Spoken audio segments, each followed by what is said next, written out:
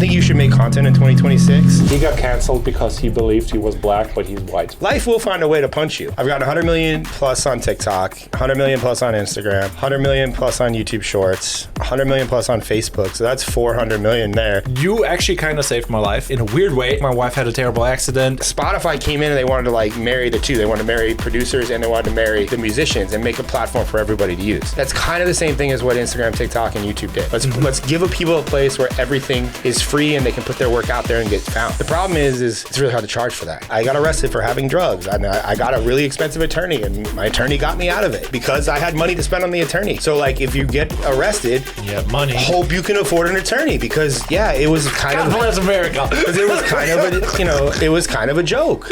My biggest financial regret is buying a 2001 F-150 Ford Lightning. It was a supercharged model, the gas-powered one. They made it electric and they made it later, but this was the gas-powered one. It was supercharged. And then I got engaged. I had my daughter. My daughter was almost 4, and I was like, I cannot stomach teaching guys how to get laid. Oh, I made $60 yesterday on Facebook, But the video got now 3 million views, and I calculated the money that I technically should supposed to get, and it was like 0.76 cents per 1,000 views, and I'm like, wait a minute, this is no above $2,000 for one video just from ads theoretically. You actually kind of saved my life in a weird way, and you probably don't know, or you maybe I think you told me this when you've had a few beers. Yeah, basically like my wife had a terrible accident, and I was going through it, and I randomly stumbled into you where I was like thinking, who is this guy? Why is he saying like, what was the first shirt you gave out on that event at Creatorsburg? It was not Creatorsburg. Creatorsburg, that's a good term though. Yeah, but it was at... Dang, I forgot. But it was basically, you gave a shout out. What was the black shirt that you had? And there was a phrase on it. Oh. I teach you how to go viral or something like that. Oh, I didn't even make those shirts, but Who did? Brooks did. Brooks, who was my operator at the time. Yeah. Yeah. So basically, that was where I met you. And you're basically like, since then, changed the way how I see things. Because like... There was the first breakdown how to make a viral video and how you could approach it differently. And I came out of a world where it's like, you just make cinematic videos and you have strong opinions on that. I like cinematic videos. Yeah. I just think they take too much time. They do. But there's an argument that makes the video perform better. But I think my only argument on versus... we'll say iPhone videos versus cinematic videos is I can get out 3 to 4 times the amount of an iPhone video in the same time it takes me to get out 1 to 2 cinematic videos. And you don't know which one's going to perform. Yeah, but I think we should set the stage. If you would describe yourself and you would blow your own horn as much as you could, what is the craziest benchmark that you reached? Why should people listen to you? What made you special in a way? I got 20 million views last week. Yeah, but in total, what would you got in total? What do you think? Oh, over 100 million on every platform. I would not nearly say you're close to 1 billion, huh? I've got 100 million plus on TikTok, 100 million plus on Instagram, 100 million plus on YouTube Shorts, 100 million plus on Facebook. So that's 400 million there. And that's not counting. And that was the last time I ran the numbers, which was over a year or 2 ago. I try not to keep track of it. But I've also been able to make gross revenue, almost $5 million from those views.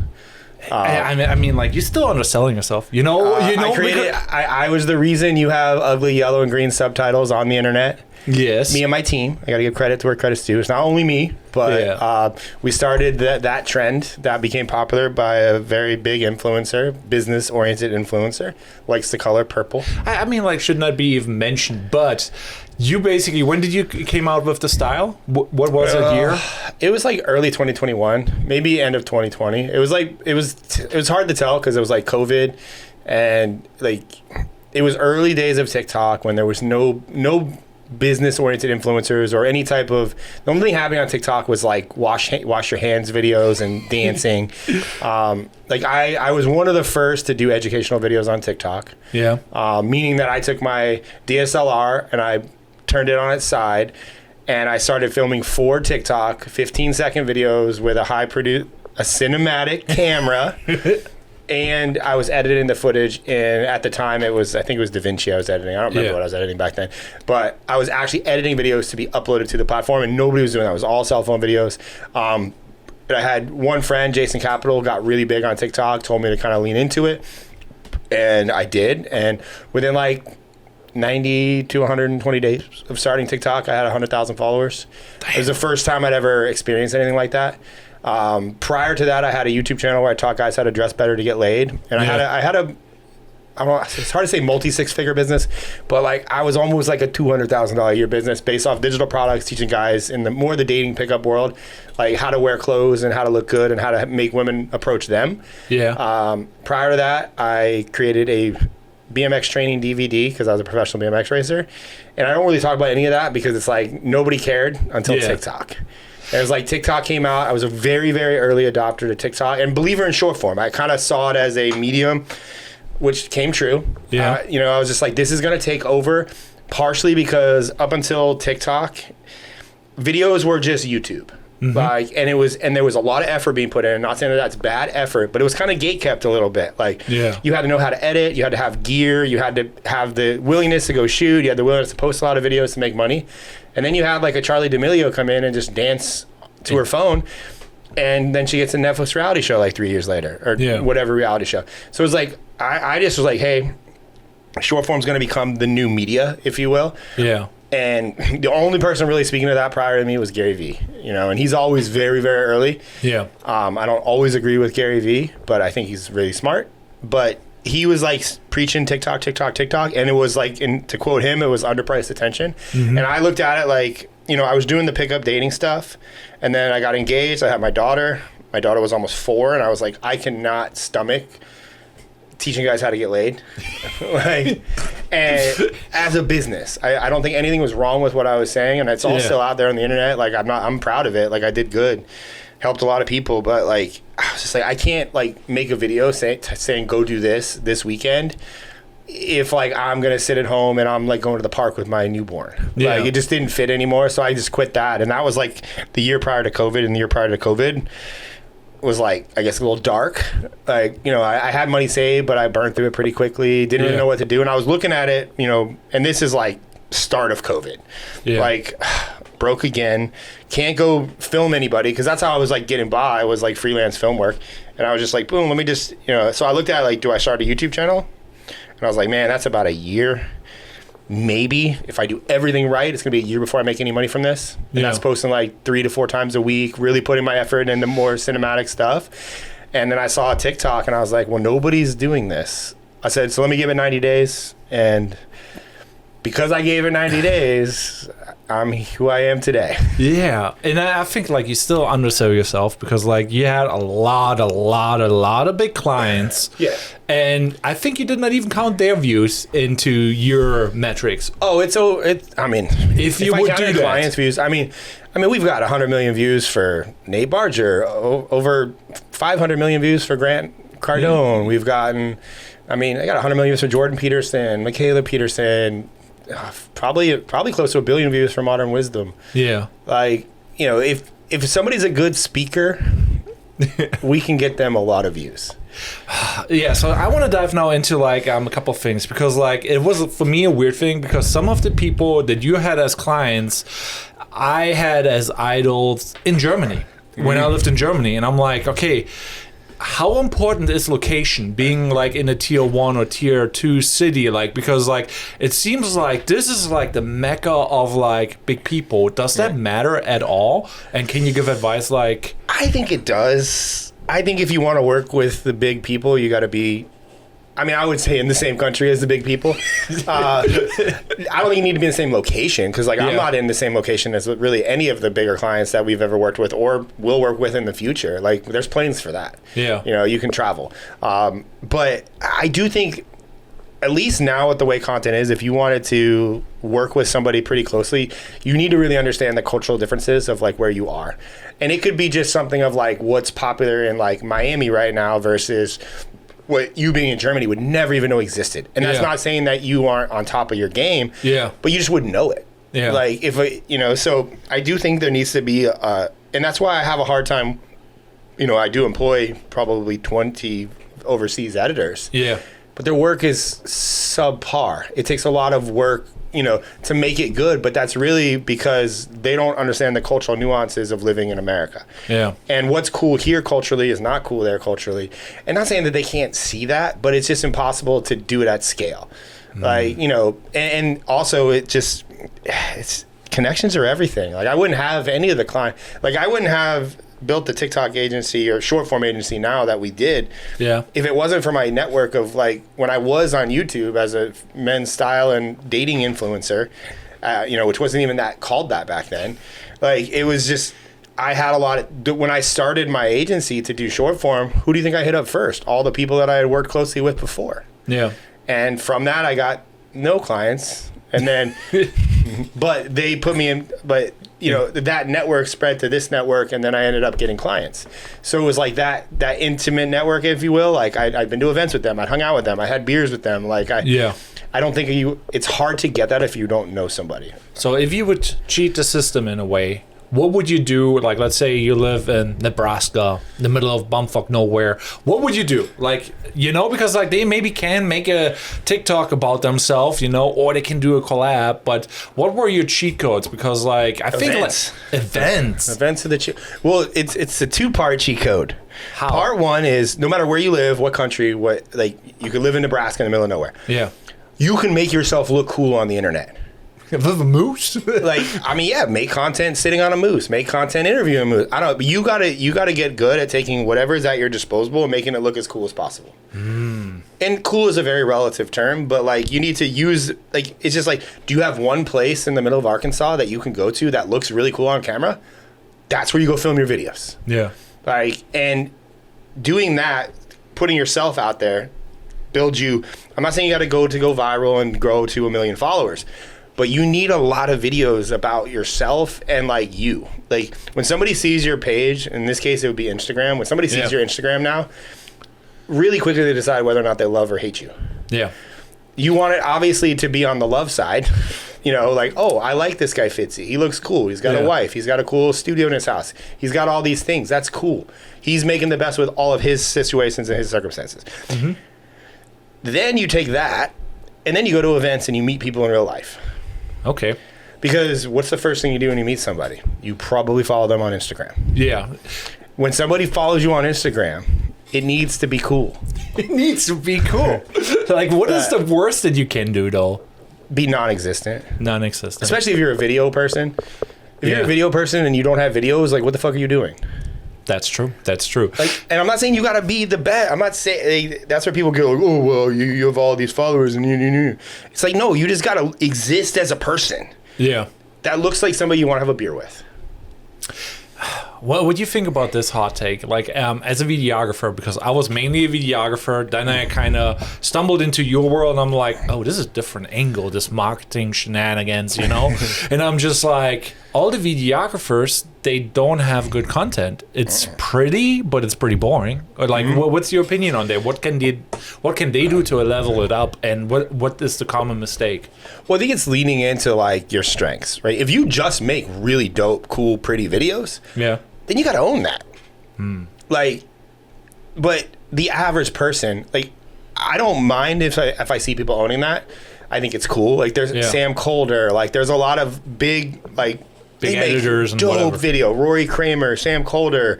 Like, but you have to look at it like, okay, am I trying to build a business or am I just trying to get paid as like a hobby? Like, and it could just be a hobby. You could just have a job and you like making videos, and if you occasionally got paid $1,000 in free travel to go do something, that's cool. Like, but that's what it is.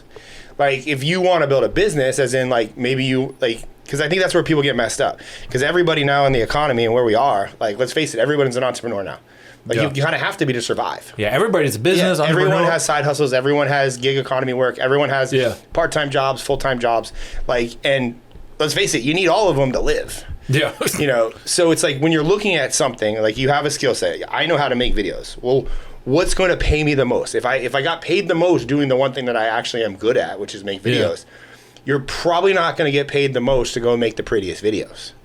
But you will get paid the most to provide videos that get results, and the results could be twofold. It could be views. I focused on views for still almost 75% of everything. When I talk to a client, it's like, you need more views, we help you do that. And then their other side of the spectrum is I make content that converts. And converts into lead sales, whatever, clients, whatever it is. Now, you see a hard divide nowadays. You have the people that focus on views, and you have people that focus on what converts. You're going to get paid more if you focus on what converts. Yeah. Because, but that only lasts to a certain degree. Because eventually you convert your people, and you need to get more views. So, you end up having to know how to do both. Yeah. But it's just what route do you want to take? Yeah. And then it's does my style of video warrant being able to scale this? Because if your goal is to get 2 clients and work 7 days a week, then you don't need any help. Yeah. You can do that. You have a small team, but you hit limits at different points. Yeah. This style of video takes 5 hours per day to make. Yeah. Ryan's videos take 40 minutes. I'm able to do 15 a day. You should talk about your live stream that we did. Yeah. Well, I did wish I had a recording of that live stream. but on that topic, it's you got to look at this is a style of video I can make. How far can I scale this? So if I got 2 clients, am I good? If I got 4 clients and I hired 2 people, does the money make sense? And I think that's where people get messed up, because I made all these mistakes. I scaled so fast, hired a bunch of team, and then you start losing a lot of money because you're like, well, wait a minute, it's costing me more to do this than it is. And then everyone's like, well, you should just charge more. Well, I was already, I still am at the upper echelon of what you can charge for short form content. I charge... Wait, you're charging for short form, but it's free? Yeah. Well, that's another thing, too. It's gotten very hard to sell content because... similar. I'm a big fan of the Spotify movie on Netflix called The Playlist. Okay. You should watch it. But if you compare short form content to music, there was Napster, Pirate Bay. Pirate Bay is where things really got serious because all the copyright infringements, they actually went to prison. They went to prison for a year. But Spotify came in after Pirate Bay and they wanted to do it legitly. And what we're seeing is Spotify came in and they wanted to marry the two. They wanted to marry producers and they wanted to marry the musicians and make a platform for everybody to use. That's kind of the same thing as what Instagram, TikTok, and YouTube did. Let's give people a place where everything is free and they can put their work out there and get found. The problem is it's really hard to charge for that. Yeah. Because when everything's free, what do you pay for? And then it used to be you put free content out, you had to have a camera and editing skills. Yeah. Now you have a phone and you don't even need an editor now. You have Instagram Edits app, it's free. Yeah. Now the barrier of entry for content is so low. Everything's free. Everyone's creating. Everyone's doing anything. It's created this incestuous thing because it's slightly hard to monetize content because it's free and people don't value something that they can make for free. Yeah, that is actually a really deep problem that I face and everybody, I guess. But also okay, there's business owners and let's say the industry is right now super competitive. So you dip into clients that you might not want to dip in. And I just let go of one and there it's a Cairo studio, whatever, and it's $750 for 20 to 30 videos. And I'm I'm just doing it on the hookup, Now they want to have a 50% discount. And I'm like, nah. For $400? I'm like, 20 videos for $400? I'm like, nah. Yeah, but you know it's what I do in that situation? Yeah. but the point being is they don't know what you could potentially get out of one video because because you saw the end of the spectrum where it's okay, I go viral. What happens when you get 1 million views? How much money can you make with that? You got to have it. Most people coming into content now are coming into the content because they're I have to make money from content. Yeah. It's a marketing channel. When we started this, TikTok was TikTok was nothing. I was laughed at. TikTok's going to be the next big thing, bro. You should really jump on this now. You remember when you were late to Instagram? Yeah. Remember when you were late to YouTube? Because every day you wait is significantly going to be harder. So it's I always kind of operated from that mindset of and I still think there's tons of opportunity on every platform. I don't really believe in the scarcity of anybody can make a video today, go viral, and it could change their life. What does that life look like after you go viral?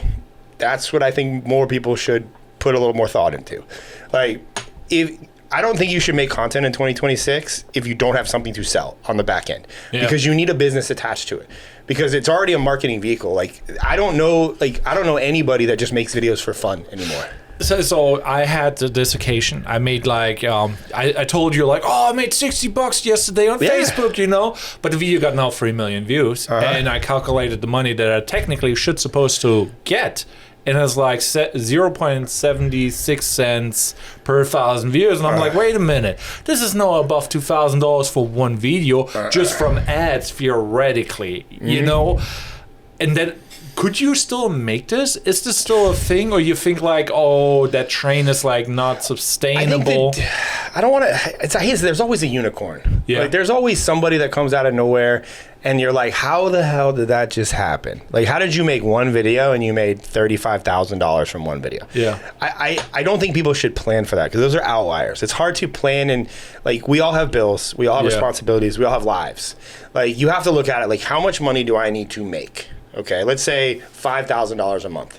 Like, let's say that you can pay all your bills and live, you know, I'm not saying you're flying private jets, but you're able to just exist in your world at your own terms at $5,000 a month, which I think for a lot of people that like 5 to 6K a month, I found is like where a lot of people like, it's a good number to have. A lot of my employees that work for me make around $6,000 a month, sometimes more.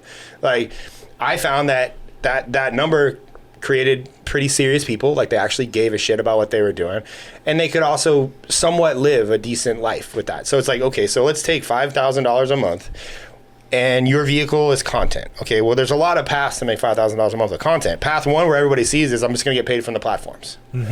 How likely is that? It's likely. It's just wildly unreliable. Yeah. Like, as you see, if you got to make $5,000 a month, how many views do you have to get with your current stats right now? Yeah, this is the first time I never reached that point. You know, and most people don't get that point where it's like... Yeah, most people never see that to where even you got with 3 million views. Yeah. Like, I got Facebook specifically. I had a video go mega viral over the weekend.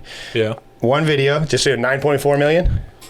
See it? 9.4? I don't even know what to look right there. Oh, there. Yeah. Oh, yeah. Damn. 9.4 million on Facebook. Okay. So let's look at how much money that video made me. Yeah. $329. What? That can't be real. That's 100%. I also gained 15,720 followers from that video. Yeah. I want to show you now mine, because like, I don't know if this is normal or not, because like this is my first time, you know. But that's the thing. If you are in certain industries, and you talk about topics, like this video was talking about housing, so you would assume that housing would have a decent CPM, which is revenue per 1,000 views. Oh wait. But yeah, sorry, we're playing the. I show you yours if you showed me mine, but. Yeah. So, but basically, like, I'm just like baffled, because like most people never see that, you know. Well, so based on these numbers that I have, getting $328 for 10 million views. Yeah. I would have to, like, what is 5,000 divided by 328? Yeah. So this was just 5, a reaction video. Yeah. And I'm like, I have no. But this is hack for Tangled. See, at 3 million. What was the video? It's just me. Watch this video. So it's like self-defense? No, he's like rapping a chord. It's like a manly dad thing, you know, if a dad never told you how to rap a chord. Okay, so like general advice. So you would have to make 5 to 10 of those a month to make $5,000. Do you think you could make 5 more of those just like that and get with that? With that style, yes. But it's a volume. Then now it's a volume play at that point. Yeah. And so that's good data to go, okay, if that's the style of video you want to do and you want to make $5,000 a month, maybe you do 35 of those a month, and then the numbers work out to where you make 5K a month. But then I would ask the next question. Can you do that for 90 days? Can you do that for 6 months? Can you do that for a year? Can you do that for 5 years? And how do you deal with that stress? You dealt with that stress? I deal with that stress every day. I don't know. But that's the thing, is like, I think a lot of like that works. I would tell you, exploit the shit out of that. Make as many. Bad. Why?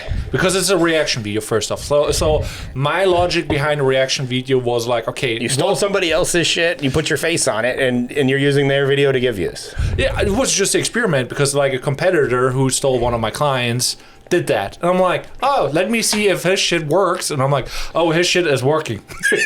And now I'm like in that weird conundrum. I'm actually checking with the OG now, like, hey, let me at least set you up like Amazon affiliate. I would just ask you one question. Yeah. If you feel bad for that.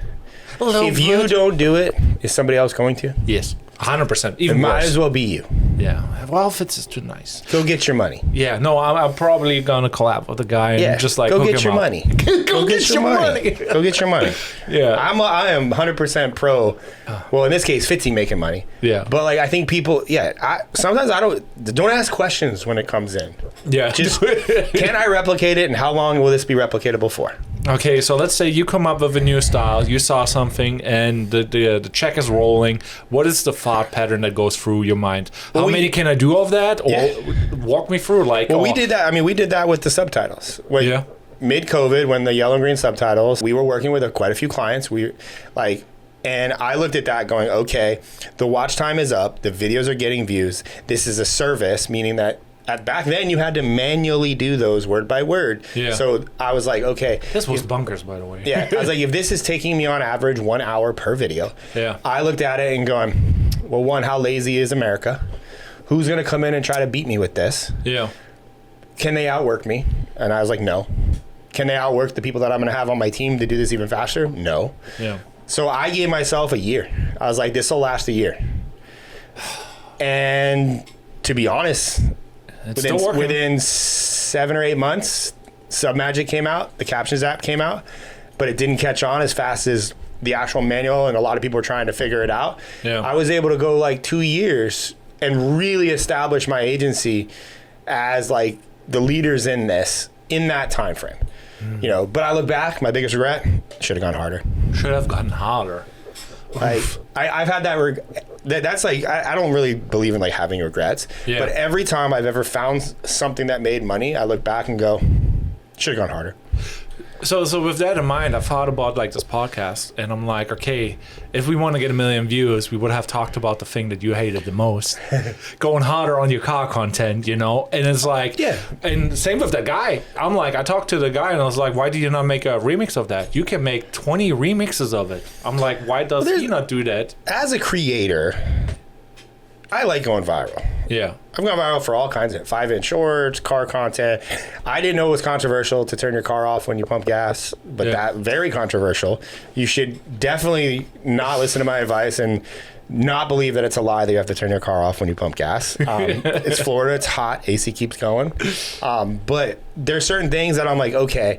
And I've done many variations of all those videos. Yeah. But it gets to a point where me being the creator and me being my face, I'm like, I don't really need to piss off the world about 5-inch shorts again. Like, you're going to wear them if you want to wear them. I'd rather go find new ways. Like, but that video yesterday, like that video got almost 10 million on Facebook, 4.5 on Instagram, 1 million on TikTok. Like, now I'm like, okay, but it's about housing. I'm like, I can do more housing style videos. So now it's like, okay, that topic obviously works. And it works very similar in that structure. If I ask people how they buy a house, there's a good likelihood that video is going to work every time I do it. Yeah. So like you kind of have a mental checklist of like all these things that have worked for you in the past. Yeah. Like if I want to bring up shorts, I'm like, Fitzy, why don't you wear 5-inch shorts? All men should wear 5-inch shorts. I do. But he does. But like, I know that those videos do good. So if I'm on a podcast and I'm like, okay, I like Fitzy. Let's try to get him some views on his podcast. Let's try to get me some views on somebody else's podcast. Yeah, what should somebody do? What is your checklist or your topic thing, Like if somebody's watching this video and they're like, okay, they want to try the Ryan Magin tactic and they want to do like, I want to talk to XYZ. What is the one thing that typically always hits? I mean, car content. Car content always. Explain more. Like, what types of car do you drive? Why do you drive that car? Well, how much does that car cost? Did you lease it or buy it? Do you plan on owning it for 5 years? Yeah. Like, what do you think about car payments? What do you think about the car market in 2026? If you had a kid, are you going to buy them their first car? You can do a whole goddamn podcast about cars. Yeah, so I feel like so American now because like I waited till the 4th of July and I'm like, I'm going to buy myself a Tesla Y. Not that I really can afford it, but Fitz is living a very frugal lifestyle. Like my house is like 1.2, you know, like 1,200 in mortgage. Yeah. Then no car payment for 10 years. I was riding the car of my wife, so basically no car payment. And I'm like, I want to invest, not invest, that's the worst type of description. Cars aren't investments. I mean, some are, but not a Tesla. 98% of cars are not an investment. And probably not a Tesla either. Yeah, so I was like, okay, I'm going to treat myself. Now I'm like, okay, self-driving. My wife has the TBI, so it's like for safety. That's the excuse. I mean, if I was gonna, I mean, my daughter's 10. We are looking. If I had to get her a car, I do think Teslas are pretty cool. Yeah. I just think, you know, where I would ask you, you have all the. Is the car payment gonna ruin your monthly budget? Maybe. We will see. Fitzy! How much is your car payment on a Tesla? It will be $1,000 like $1,000 for a Tesla. It's 800 plus 100 for the self-driving plus 150 for Tesla insurance. So it's like, I'm at and you bought it or lease it? I financed it. Yeah, for 5 years? Yeah. Okay. This is $1,000 for 5 years. So this is what I would tell you. So and it will drop 20 to 50%. Yeah, you already made a horrible investment. I know. But when you get in that car, if it makes you feel safe, if it makes you get from point A to point B, if it feels it has AC. I know. My car doesn't. I'm driving my wife's car right now. My car doesn't have AC right now. It's broken. My Porsche is broken. Newsflash: they always break. Definitely not an investment car. Yeah. Wait, a Porsche is they hold their value. Oh, it does hold its value, but not when you do all the dumb shit like I did to my Porsche. What did you do? Put a 3-inch lift, 33-inch tires, gutted the back. You know, I just made it into. You know, I made it my own. But I bought it cash. I paid. It was like, the Cayenne's not the most like. I think the Cayenne is like a Porsche hack. Like if you want to get a Porsche to say you have a Porsche, like a Cayenne is a good one. Macan's a close second. Well, what makes it a good one though? Well, Cayenne's my Porsche Cayenne was a 2010. It's got 186,000 miles on it. I bought it with like 140. Like I bought it for $14,000. It was a $100,000 car. You can't buy a Porsche for 14 grand? You can buy Porsche Cayennes, Macans for less than $20,000 all day long. That's wild. They're just older with higher mileage. I thought they are like 20, 30, 50 up. Even newer. Like if you like 2010 through 2015, right, you can get them all day. And I personally think they are a better car because I don't like all the electronics and stuff like that. Yeah, I know. I'm just like, I do like it. My guilty obsession is a guy who's living in his guy. You have all these gears. You have like 6 cameras here. Yeah. You like technology. Yeah. But the only thing I would tell you with the Tesla is we have Kristen. Me and Kristen got a brand new Land Cruiser. Well, 2 years ago it was brand new. Yeah. We bought the new Land Cruiser when it first came out. And I asked Kristen because she had leases prior to that. We had a few floods. We lost a couple cars. I was like, "Do you really want to get another lease?" And she's like, because she had a problem. She just got bored of her cars after a year or two. And I was like, well, if you're going to get bored of your car, then do not buy it. Because you only make money on a car if you drive it for the entire loan. Yeah. And you still kind of lose money. But that's what I say, like with your Tesla, I would just tell you, you're going to own that bitch for like 7 years, so you better like it.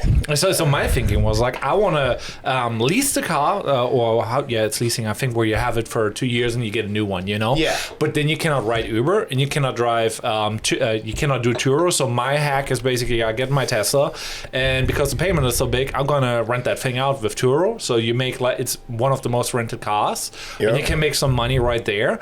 And if that doesn't work, I do like the Uber for my wife, you know? But are you gonna really rent it out at Turo? If I have to spend money, I will not. If tough came to tough and you had to do it, I would. Yeah, absolutely do what you got to do. That's the excuse that I told myself. But no, just like if I were to buy a car with a big I love Ford F-150 Raptors. Like I think that's the coolest truck ever. I'm not gonna. And if I went out and bought that, I just know that. This is my car. I'm owning it forever. Because that's where the car industry fucks you over. Because they expect you to get bored of a car after 2 or 3 years, and you go back, and then you have negative equity in it, and then you roll that equity into a new one, and you never get out of the cycle, and you end up owing the bank for the rest of your life. But is it really like the end all be all? Because I think you had a video that went viral and you got out of that. What was the hack to get out of a car payment? The video was, I had a 2000, what year was it? God, I haven't made that video in a while. It always goes viral because it's my biggest financial regret is buying a 2001 F-150 Ford Lightning. It was a supercharged model, the gas-powered one. They made it electric and they made it later, but this was the gas-powered one. It was supercharged. I was working at Lowe's. I was making about $50,000 a year. I lived at home with my parents. I thought it'd be a great idea to go buy a $30,000 truck, which at the time was like a $600 or $700 a month car payment. Because I think I did a 4-year loan back then. Because the loans have gotten longer. Now they're like 10 years, which don't buy a 10-year loan car. But I bought the car on a loan. Then I had to get, because it was a supercharged vehicle, I had to get the higher insurance. My insurance payment, because I was 22 at the time and I had some speeding tickets, was like $500 a month. It was obnoxious what I paid. So the car, all in all, with gas, because it was a supercharged V8, it was costing me like $1,500 a month, and I was only bringing home like $3,500 after taxes with Lowe's, even though I was making like $50,000 a year or something. So and then I moved out. And then I tacked on about $1,000 a month. I moved in with a roommate. It was like $1,000 a month. And then living on my own, I couldn't afford the truck anymore. So I was like, and then I thought it was a great idea to become an entrepreneur at that time. So I also quit my job at Lowe's. And now I didn't have any money coming in. And I was like, I kept up with the payment. I hustled. And eventually it was just like, I had to make a decision. So I drove the truck, and this was a GT Federal Credit Union. Shout out to them because they actually really helped me in this situation. I brought it to them. I never missed a payment, and I just I talked to the guy that gave me my original loan, because I got it through a credit union, and the guy still worked there because it was like 2 years later or a year later, and I just put the keys on. I said, I can't afford the truck anymore. It's yours. Take it. And it was a voluntary repossession. Meaning that I said, what happened to your credit when you do that, though? Oh, it was going to be fucked. I knew it for 7 years. Even if you do it voluntarily? Yeah, it didn't matter. It's slightly better. So why not pay and then just let them repo it? Well, I just... This is what happens in America right now anyways. But for me, I just wanted... Here, it's gone. Okay. And I didn't want to have. I think you have to pay for a repo. You do? I think the repo. I think it's. I think it was better to do it that way. Maybe I'm wrong on that one. But I did that, and the guy, I had tried to sell it because it was I also heavily modified it, as in I put a smaller pulley on it, so it ran about 20 pounds of boost. The car had already blew up once. I took a small. Yeah, that is a. I took a loan out for $5,000 to fix that loan, to fix the car because I couldn't afford it. Inception. And then I modified it even more because I'm not going to build it back to the same. I'm going to build it back better. You build back better. So I had a small loan that my dad, shout out to my dad, was actually paying for. And I just couldn't afford the truck anymore. And I just weighed the options. It makes sense to just give this up. But I brought it there, and the guy's like, well, have you tried to sell it? I said, yeah, I've been trying to sell it for the last 6 months, but because it's so heavily modified, I can't sell it. It's a performance truck. It's it was not good to drive daily. It was so fast, and it was lowered. So it was I was like, yeah, well, it's your problem now, guys. And then where the credit union, I used to ride by it a lot because at that point I'm like, fuck it, I'll ride my bike everywhere. Yeah. And I did. I rode my bike everywhere. I was a professional cyclist. That's what I did. So I rode my bike everywhere, and I would always pass, and it was in the same parking spot, and it sat there for 3 months. It didn't move. The tires went flat because it didn't move. And then I get a call from the same guy, and he's like, hey, how long will it take you reasonably to sell the truck? And I said, I don't know, man, maybe 3-4 months. Yeah. He's like, can you come get it? Oh, so he was repossessed and you got it back? Well, so he's like, or just come up here and let's talk. So I rode my bike up there and I talked to him, and he's like, look, we can't, for whatever reason, they couldn't take it to the auction or something. And they're like, if we just take the 3 months that you have left or that you haven't paid, we can put that on the end of your loan and we can give you 90 days to sell it. Yeah. And I was like, bet. I was like, I think I can do it. So I took the truck, aired the tires up, took the truck back, gave it a good detail. And that was when, forums were kind of a big deal back then. Yeah. And there was an F-150 Lightning forum. And I went home. My dad, I got a flip camera, which is this little flip phone. I did a walkthrough video of the truck. Yeah. Nobody did that back then. I did a walkthrough video of the truck. I uploaded it to the forum, and I sold it within 2 weeks. Damn. And then I ended up getting more than I owed on it. So I got a little bit, I was able to take that and pay off part of the loan. I still had a little of the little personal loan left, to help my dad with, and shout out to Dad. I don't think I ever paid him back for that. No, he knows my dad loves me though. Yeah. But yeah, that was like, but I learned in that situation that like from that point forward, I've never had a car loan like for myself. Like we do have one on Kristen's cars, like, because I do think a 2-person household, I think where you get into trouble is if you have 2 loans, 2 car loans per household. If you have one, I think it makes things a lot more tolerable. Yeah. Especially with today's economy and what people are dealing with. Because I do think you need to rely. Like, I'm pretty savvy. Like if my car breaks down, I'm not going to freak out. Like I know what to do. I'm going to get it towed. I'd rather deal with that because I like older cars. Yeah. Whereas like you probably wouldn't want your wife dealing with that. No, like, she can't. So you need something reliable. Like, and so like if you have a 2-income household, I think 1 car payment, I think you get messed up was when you have multiple car payments, multiple insurance, multiple loans. Yeah. Like the money just stacks and people just get, they just get stuck. Well, but you took a bad thing, made it into a good thing, because that is like your hero video in a way, or like... Yeah, it was one of them. I mean, that video, I've said that story, and I mean, if you clip this, it might do it again. But yeah, I said that on a street interview. A guy asked me what was my biggest financial regret, and that was it was. Like, I should not have bought that car. Yeah. Like, looking back, like, I could not afford that car. And I was like, but I had the same mindset of like, I'm working at Lowe's, I'm doing sales, I'm making commissions, I got figure it out. I got a 401k. Like, ooh, look at you, like, big booty. I was like, I deserve this car. Well, yeah. I mean, I was fortunate that I don't remember that guy's name, but like that dude, like he was cool. Like, and I don't think you can do that today. Banks don't operate like that anymore. Like, I mean, you're talking, this is 20 plus years ago when I did this. So it's like, I mean, I'm 43. This was when I was like 23 years old, 22 years old. So it's like, it was much different back then. Plus it had it had a low interest rate on the loan. That's why you went with the credit union. Now it's like crazy. Now, I don't think you could do that now. Yeah. But I mean, everybody's getting their car repoed now. Yeah. I'm just like, oh, well, and I'm doing it at the worst time ever. And I'm just it's the worst time. I'm just like, there's AI out there. I'm like, I don't even know if I have a job in like 1 or 2 months. The only reason I don't like Teslas for like long term, and I could be wrong on this, is because they're so electronic. There's not a 10-year lifespan of owning a Tesla, really. Like, people haven't owned them for that long. Like, what happens if you, like, what are the Teslas that are 15 years old? Are they going to be still on the road? Are there going to be repairs? Like, that's why I like operating on cars that are like, you know what's happening. Yeah, and that's really hard to get nowadays. I think the car market's really fucking people. Like, because they're making the cars so electronically complicated that you can't fix them on your own. You have to go to the dealer, and you're going to get ass raped for pricing when you go try to. A dealer changes your oil, it's like $400, which is like, it's like $60 at Jiffy Lube. Like, it should not cost what it costs. Yeah. And they're doing it to get more money. Like the fact that you have to pay an extra $100 a month just for the self-driving. I get it. Who says if it's not going up, or it's like, oh, we're charging you now for this. Like, I think the Ford is actually the worst now, where the seat heating or some shenanigans. You have a $5 or whatever subscription. We bought the Land Cruiser the year after they changed a lot of the stuff. Like, there's subscriptions for everything inside cars right now. And that's just bullshit. Like, you don't, like, even if you own it for 5 years, you're still going to be owned by them. I just don't like that. Like, and some people do. Some people don't. Yeah, I mean, like, I'm excited.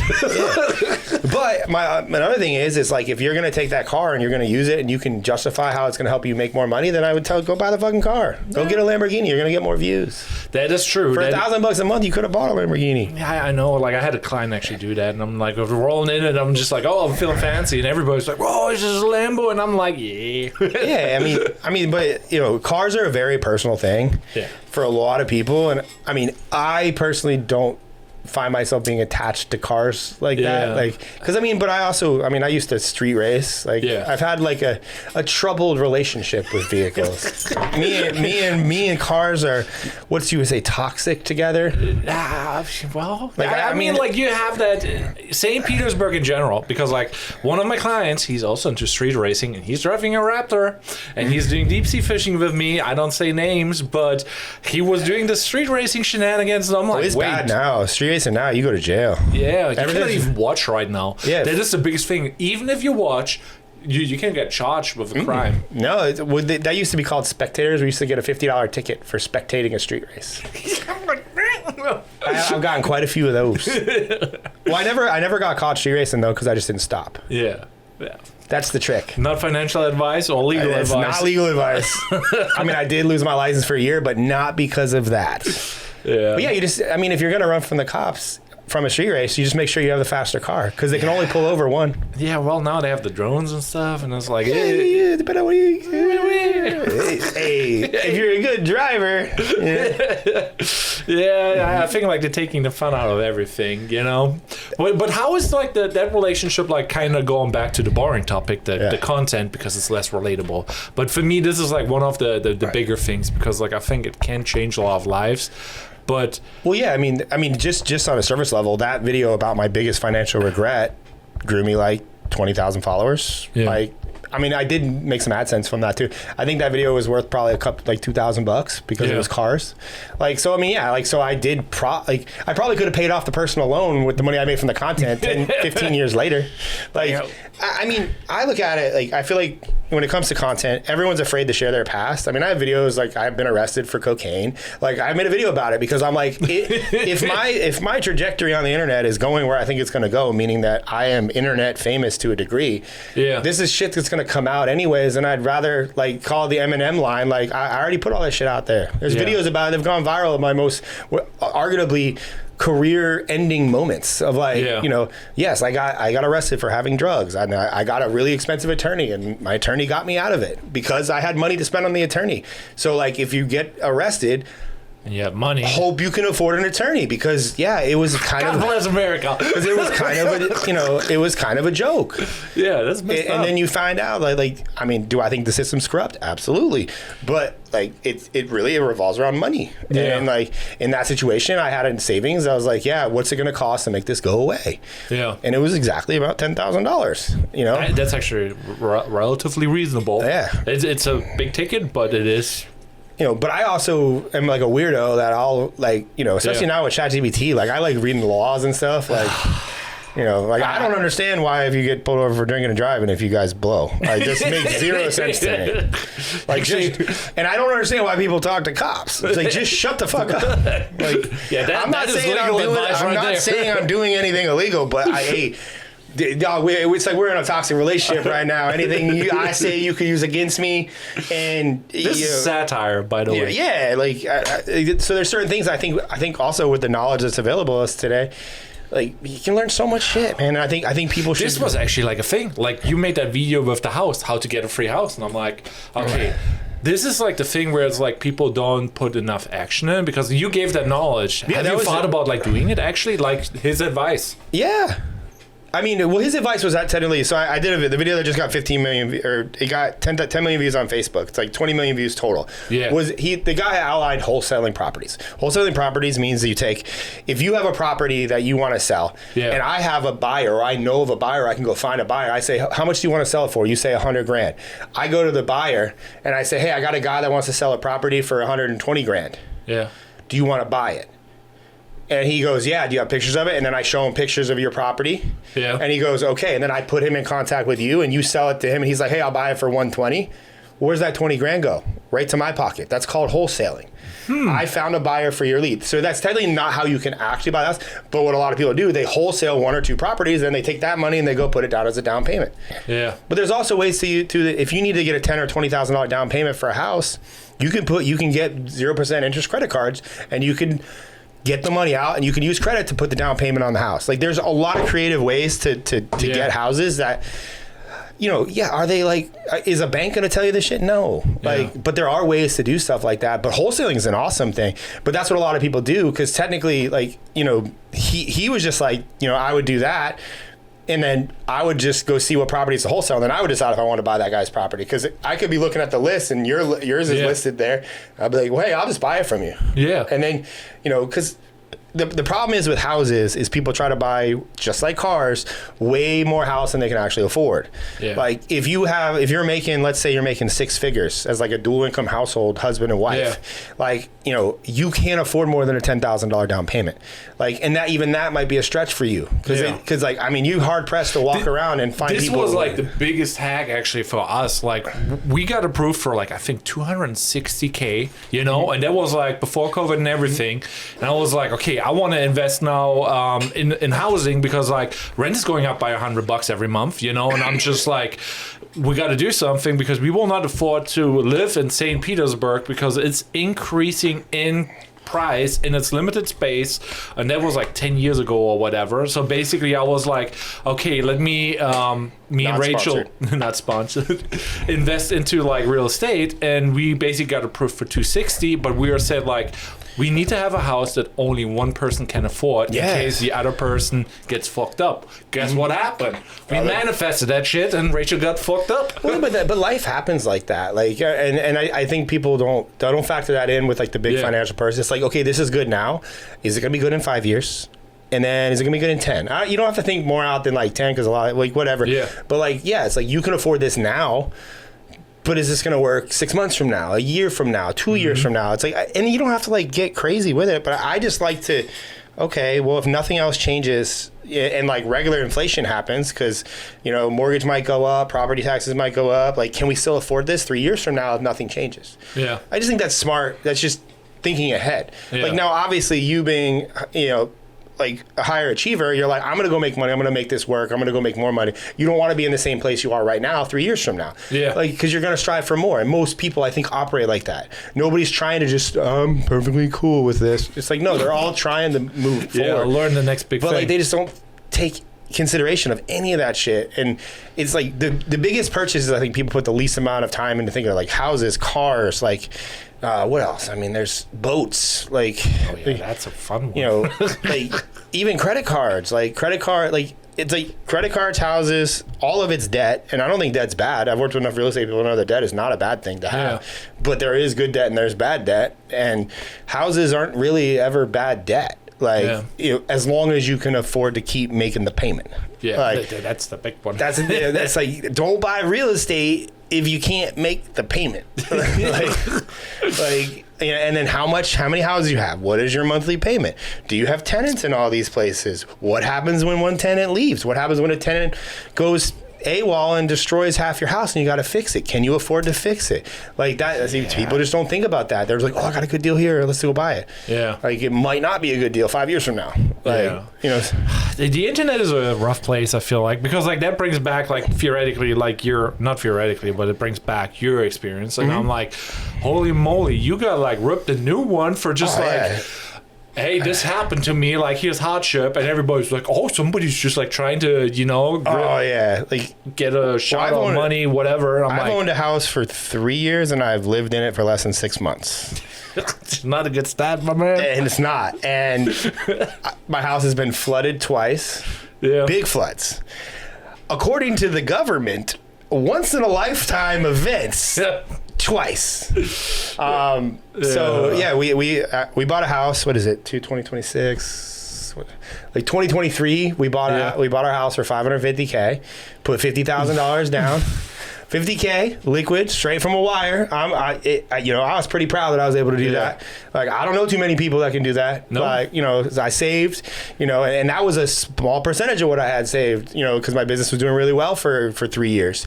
And we bought the house, you know, and now shout out to the wifey, Kristen, because my credit's shit. Yeah, she had great credit. I had enough for a down payment, so I think there's strength in numbers. 2 people. Yeah.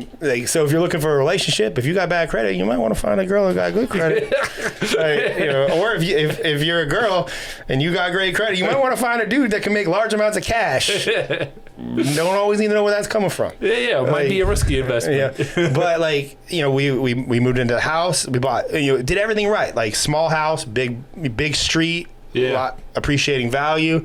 You know, it wasn't a flood zone. We knew we were moving into a flood zone because we live in St. Pete. Half the fucking county is a flood zone. Yeah, like, it's impossible to not be. We did the research. Like, the house had, you know, it had flooded like 20 years prior, very minimally, because all that's publicly available records.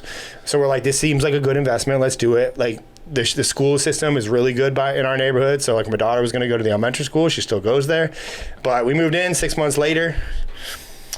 in Florida we treat hurricanes differently. Yeah, it's I love let's get together, have some tequila. Yeah, so like Hurricane Idalia, I would arguably say that we treated it just like another day.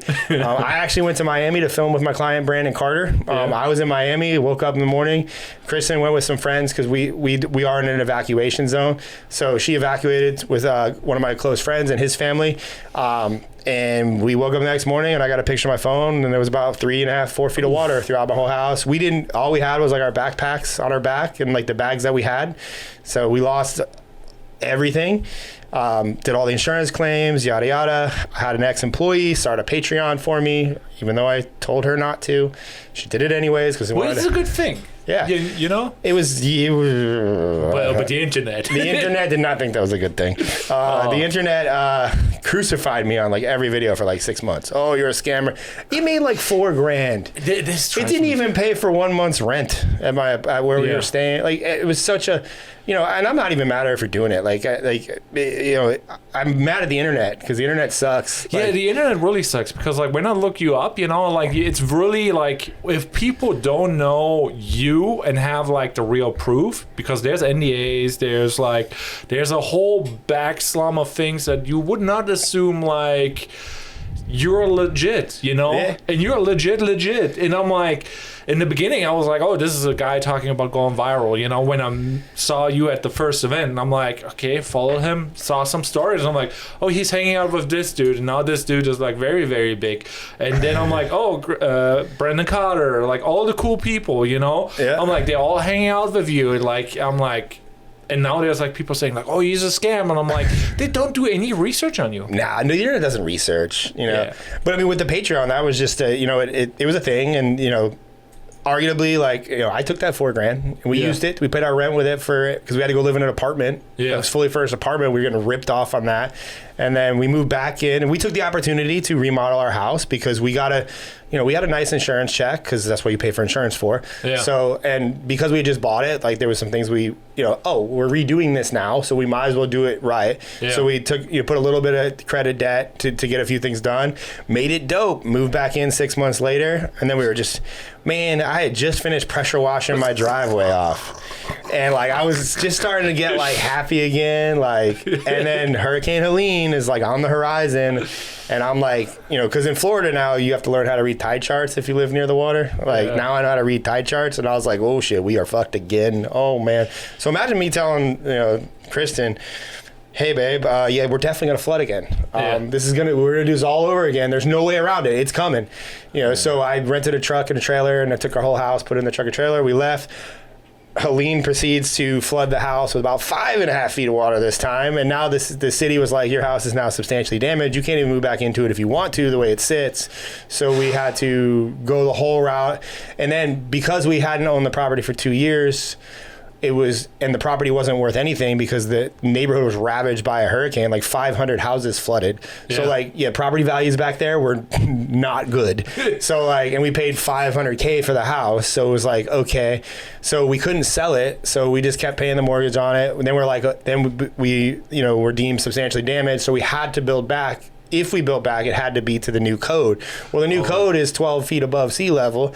You have to be a lifted So you put house. it on the lifted thing? Yeah, so there's multiple different ways to do it, but to do that, we had to get a disaster SBA loan. So now we're all into our house for about $1 million, and we moved back in hopefully January. It's been 3 years. But what nobody talks about is like, because there are, a normal person cannot survive that. Like, how does a normal person who's like, let's say, makes 80K or 200K? They can't. Like the only way I drained every. So did my wife Kristen. All of our reserves, everything is like pure survival. Because it's like you have the big expenses of like, okay, you're building a house now. It's like, okay, well, there are loans to help you. There are things to help you, and we did qualify for those, and we did get financial assistance. If you miss a mortgage payment, it fucks anything up. So you can never be late on your mortgage payment. We also need a place to live. I have a family. I got a daughter. We had a little miniature dog, Biscotti. We're a family of 3.5. So it's like, plus you don't want to get too far away from school because you're driving your kid to and from school. So you have to stay kind of around the same area. Well, the same area is pretty expensive. So we've been averaging an additional $4,000 a month in rent. in the meantime. We lived in an apartment for a year after that, and the apartment got a little sketchy. Like, so we moved out after a year, went into a house, you know, so it's like overnight your expenses go from, that's why I think people don't think about things like life will find a way to punch you. Like, you know, it happened to you with your wife. Like it may not, that may not be the last time. It probably won't be. So life finds a way, and that's why I love watching all these, like, call them youngins on the internet. Like, everything's great. It's like, oh, cool. Well, I'm 43 now, and you know, things go good for an extended period of time, a lot, but eventually something might happen. Not saying it does, and I don't like to live in doom and gloom, but like, yeah, it's that's been quite the journey, but I can't wait to film content in the new house. But I haven't made much content about it because it's like, what prevents you from like making content like in that aspect? Mentally, like, it's too, like, because I know that if I do my job correctly, it's gonna open the doors for a lot of hate and scrutiny. And certain videos, like making fun of people that don't wear 5-inch shorts, like, I can deal with that mental anguish over and over again. Like, I've been called ugly, I've been called gay, I've been called stupid, fat, teeth are messed up, whatever. That's all surface level bullshit. Like, I expect that when a video is doing good. But like, when it's like that close, like mentally to like, and it's not that it's like, yeah, that sucks, whatever. Like, we're getting through it, and we're gonna be better off at the end than we were at the beginning because we've been able to kind of stay the course and make this happen. But like, mentally, it's just like, if I start getting attacked for that, like, I just couldn't handle it. Like, so I just don't talk about it.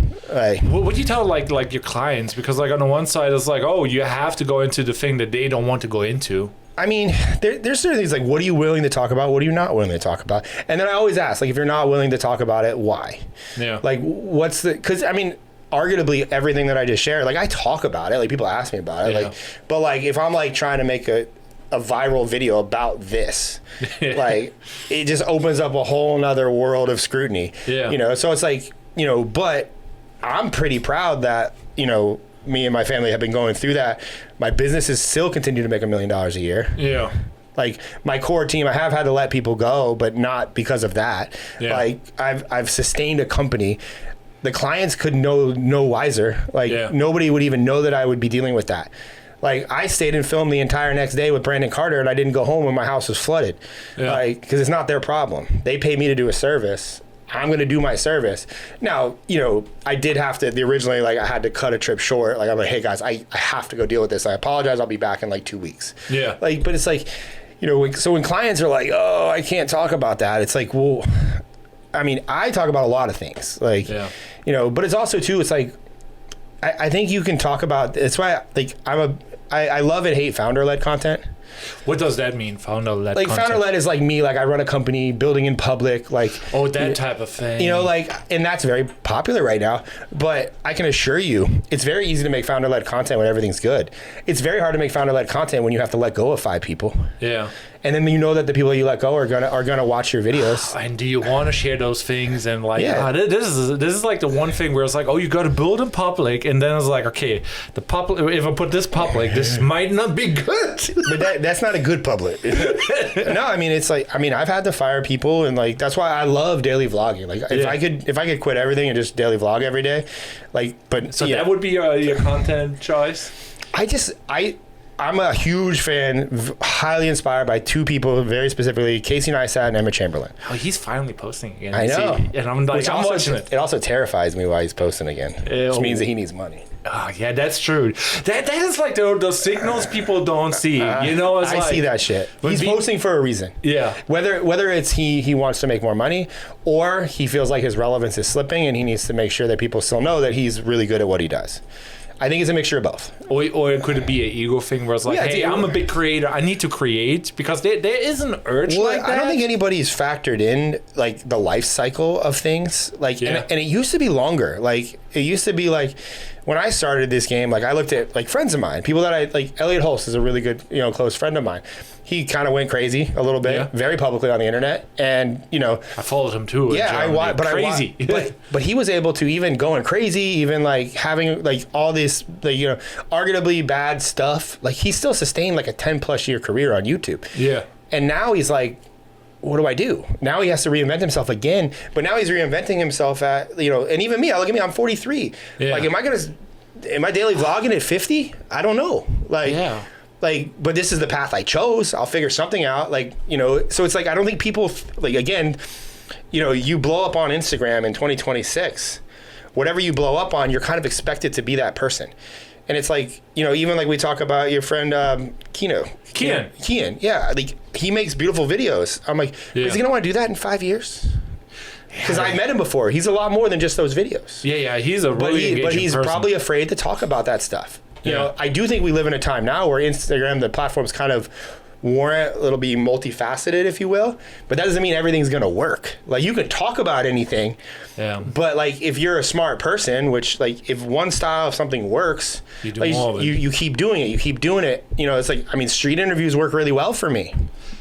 I don't only want to street interview people. This is like a weird thing. Like, there's now a bunch of like 20-year-old bucks out there, you know, like being fit and buff, and they're like doing a street interview, and I'm like, and it's, well, what's the end goal of that? Well, the thing, I mean, again, like, I think if you're coming to make content in 2026, you need to have something to sell. And I don't think you should rely on ads, like, or ad platforms, like being paid from the platform. I don't think that's not reliable. If it works and you can exploit it, by all means, go get your money.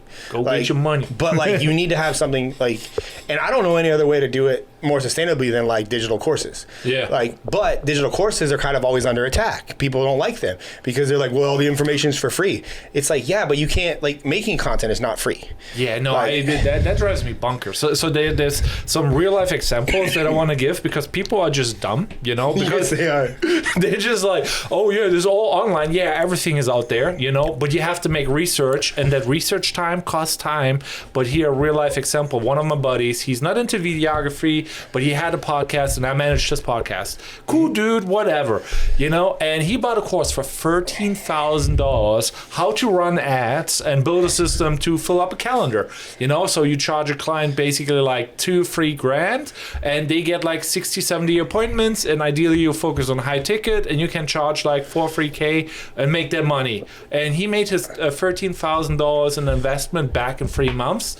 That's a good investment. Yeah, and I'm like, and you have the skill set you can take on forever. Yeah, but if you're like a broken mindset, because like everybody's trying to get you type of thing, it's like, oh, why would I pay for a course? And it's like, you get a shortcut to something that is already working, and they take you by the hand, show you how it's fucking working. Well, I think high ticket, like, I mean, I've been on the internet long enough to see like cyclical waves happen. Yeah. And I think right now we are not in a high ticket wave, like, at all. And everybody's broke in a way. So it's like, everybody is broke. Like, I talk to a lot of people, man, like a lot of people. Like, and every business owner I know of right now is making cuts, not because they want to, because they're being forced to. AI has changed a lot of the infrastructure on how people operate. And in my opinion, I don't think it's the best. Like, I just don't. I think AI does a lot of great things, but I think it's actually really tough right now as business owners to adopt AI, because they're adopting things that aren't proven, and it's like there's a huge learning curve to be able to adopt these things. And it's not that cheap either. No, and AI like UGC content, click of a button. I think UGC is worthless. I think it's great hustle for people that make the videos, but if you're good at UGC, then what are you going to do? You have to make videos for 100 different products. Now you're just a fucking infomercial market shill. Like, when I look at that, if I were a UGC creator, I go, okay, what product in the last 6 months has sold the most for me? I'm going to go make my own. I'm not going to go, because if you're making a lot of commission, I can assure you the person paying you that commission is making a lot more than you. Like, that's how economics works. That's how money works. Like, if you're getting paid a commission and you're making a lot of money, that means he's selling a crap ton of products, or she's selling a lot of products. You should own part of the product. Like, and that's why I don't think, yes, you got to deal with fulfillment. You got to do all that, but like, that's part of your business. It's work. Like, I just, you know. But yeah, people are broke now.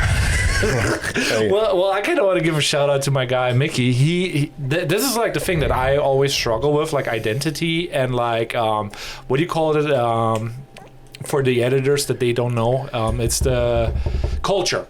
Yeah. You know, identity, culture, all those things where I'm like a little bit more on the shell. You know, he loves EDM concerts. Oh, Mickey Dunkley, right? Yeah. He loves it. He made the fan. Yeah, he made the fan, and I'm like, that's his identity. He loves EDM concerts. I don't give a shit about that. I don't either. You know, and like I can't get down on it, but I admire like the the alignment of like, hey, his culture is aligned, the product is aligned with the thing, and I'm like, oh, if you're like on a hot EDM concert, you get a fan. And I'm like, that's a no-brainer. Go to Alibaba. And the fan's got a battery back in it. It can charge my phone. What's going to happen if I'm at a concert all day? My phone's probably going to die. I'm going to want to have my phone so I can communicate. And he's going after it, and I'm like, God damn. Yeah, I met with him. I told him to. Yeah. I mean, he was already doing it, but I was like, yo, this is a good idea. Like, I showed him my ad account for my digital product. I showed him how many I was selling, and he's like, I can do this. I said, yeah. And sometimes that's like, back on the course thing, like sometimes you're not buying a course because what's in the course is good. Yeah. Sometimes you just need to put a little financial accountability behind something. Yeah. And that could be as low as $10. Yeah. Like, I have people that buy my $29 speed to post course, comment speed below. Like, they buy my course, and I'm convinced like that it's just like they're paying me to give them permission to just quickly make videos and stop worrying about all the bullshit. Like, and I give them a roadmap to do that. Like, it's not like, yes, you could take my course. I mean, you could watch enough of my content and probably go, I think I kind of know what Ryan's going to say in this course. Yeah. But if you want to watch it all start to finish in an 18-minute video, then you buy the course. Like, just like your friend that bought the ad course. Yes, I can figure out anything I want with ChatGPT and YouTube University. But do I want to do that? Or if you're like, hey, Ryan, you're running a $29 product. I have the exact ads, the exact emails, the exact templates of everything that you probably would need to do this and be successful. And to get that, it's $300. I'm going to pay you $300, and then I'm going to consume it all and go, okay, how do I implement this into my business? Yeah, like that's people just don't do that now. Like the flip point of that too is like when you pay to have the accountability, it's a great tool. I love that. Yeah, and also like, I did not pay for the same course that the guy had, and because like I thought I know it all, and I knew it all after I met with the guy. I'm like, oh, I know all that, but I still didn't have the pieces in place in the routine to do so. And for him, it's just plug and play. He's not doing shit because it's pre-built.